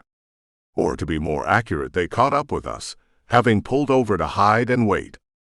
They were close enough to hear the bullets and some of the screams, and Brian pointed at Anna's driving as she roared past. The school bus lumbered out after us, but she was so focused on the road in front and me in the back that she didn't bother to use the mirrors. Any of them. When she finally did pull over, it was on the outskirts of another town, smaller yet than Cuthbert, but with a strip of downtown that squatted on both sides of the road. Lumpkin. There was more town further east, probably more developed, but that meant more Z. We had been through enough today. She pulled me out of the car and helped me prop up against it as the school bus shuddered to a stop. Brian was the first off, all grins and congratulations, but his face took a serious turn, like tasting something sour, when he caught full sight of me. "You made it." It almost sounded like a question. Something like that. "We need morphine." Anna took charge, pulling Byron aside as he came off to deliver instructions. "More medicine, stronger if we can find it. Bandages. Supplies." Her voice was creeping up into panic, her worry for me making her short-circuit and grasp at immediate solutions. I liked that she worried. "Lord Byron," I called to him, or croaked as the case might have been, and got a slightly mad giggle in exchange. "Technically, I'm king," he grinned as he approached. "It would be proper to call me milord. A king without a kingdom." "Your Highness will do," he kept on with a joke, and I smiled back knowing he was. "What does that make me?" "Regent," he said, his face falling as serious as Brian's. "My warlord and chief advisor." He bowed. I think he meant something by it. I lowered my head as far as I could, because if I bowed, I'd end up with a face full of asphalt, and one road rash a day is enough for any man. He accepted it, though, and motioned for his squad to follow as they fanned out to the houses, 2 by 2, and scavenged for supplies. "Is it smart to do that?" Brian asked. "Play into it." He wasn't quite harmless, the boy who called himself king, but I didn't see the harm in letting him feel in charge. Brian would or might. He had aspirations to a kingdom himself. Me, I just wanted to heal up and get moving. "You did it." Hannah stepped off the bus. She made Harriet stay on to watch the kids, and she put her head next to Peg's as they whispered secrets to each other. I wondered about that too for a moment, about Peg's past and Brian's future. But it was all too much to care about today. I tried, I told the little girl. She looked up at me with luminous eyes and blinked back a few tears. That's enough for me. Will he come again? I tried to shrug and it hurt. I tried to shake my head and that hurt worse. So I stuck with talking. He might.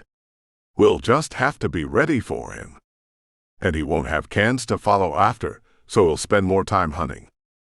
Byron sprinted up the street, an item in each hand, like stolen treasure. He presented the first to Anna, and the second to me.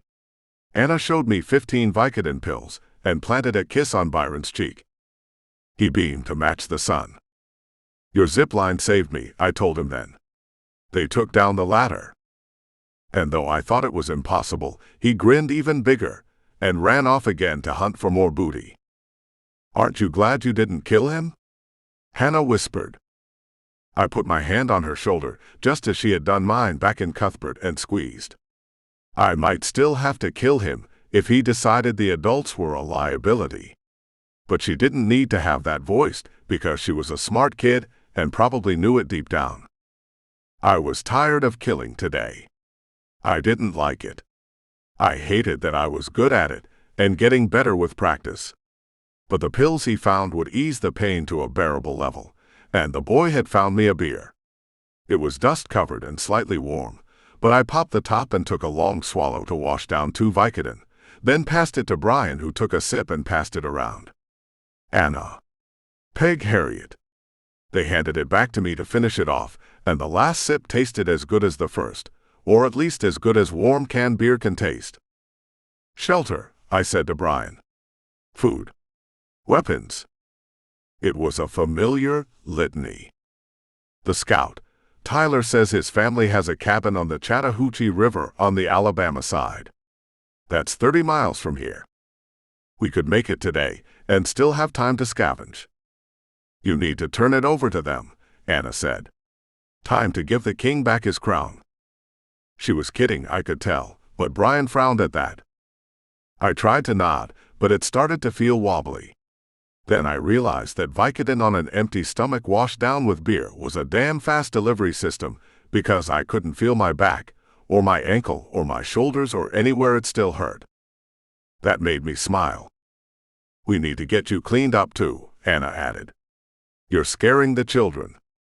Byron's boys made it back with a dozen backpacks full of supplies, and Tyler directed us over the bridge into Alabama and down a dirt road to his parents' cabin in the woods. It was a couple of 100 yards from the shore of the riverside, with a fishing pier that jutted out and was surrounded by forest. No neighbors for miles, Tyler told us in a shy voice. It had a bonus that none of us expected. The boy directed Anna and I into the master bath and demonstrated the solar water heater. She began to peel off my clothes one piece at a time, and Brian showed up with 2 beers this time, one for me, another for him, and we toasted each other. I'm glad you're back, he said. I answered with a swallow and a rueful grin. I wasn't planning to stay longer than it took me to heal up a little, and we were one state closer to home. But right now, I had a beer, a hot shower, and a pixie warrior peeling off the blood-crusted work pants to put me under the stream of water, and I would worry about the rest later. The end. Thank you for taking the time to read Battlefield Z, Children's Brigade. If you enjoyed it, please consider telling your friends or posting a short review.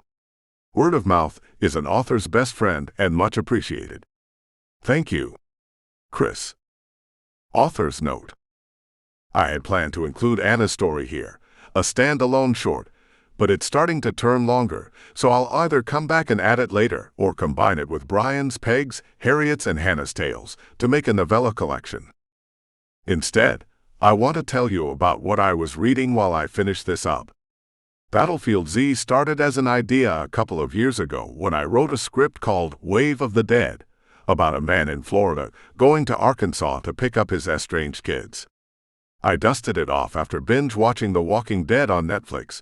Seriously, no spoilers, I haven't caught up on last season yet, last November. I cranked out about 10,000 words, then went to work on another project, and when I came back to Z, I thought the time had passed. I still wanted to write it, but I was just going to finish it, publish it, and add to the series later. Turns out zombies are huge. After I pulled BZ to the forefront and finished it off while reading American Gods by Neil Gaiman, I shot through Harry Potter and the Sorcerer's Stone in one afternoon and picked up an original copy of The Gunslinger by Stephen King from my dad's house in Texas. My dad is dying of cancer, or maybe dying isn't the right word. He's got stomach cancer, but made it past the 4-month mark so he could live another 10 years or 10 days. It spread to his liver, and they're managing it too. I remembered reading The Gunslinger so many years ago, this very copy lifted from my father's shelf in his house in Arkansas. The craggy etched face of the obsessed man chasing after the man in black was back in my mind after the announcement of the movie with Idris Elba and Matthew McConaughey. So I picked it up again and read it. But I couldn't stop thinking about zombies. Specifically, what the dad from Battlefield Z was going to do next. I knew he had to make it through Georgia, and I knew he had separated from the group. But what follows is a week's worth of writing written in a fever-fueled spell as I suffered from food poisoning, chills, aches, pains, and the endless trips to the bathroom. I kept the book in there, covering a chapter at a time, and would return to the sofa, wrapped in blanket, cold fingers on the keyboards, as I thought about this dad, thought about what I would do, how I would do it, and even if I would ever be that selfless. Hope you enjoy it. I've been thinking about what happens next. You can probably tell from seeds scattered throughout, though in the movies they're called Easter eggs. I'm going to let it marinate a little bit, finish up the story I set aside for this one, and get the first draft done before November ends. Let me know what you think. I answer all my email. Chris. ChrisLowryBooks@gmail.com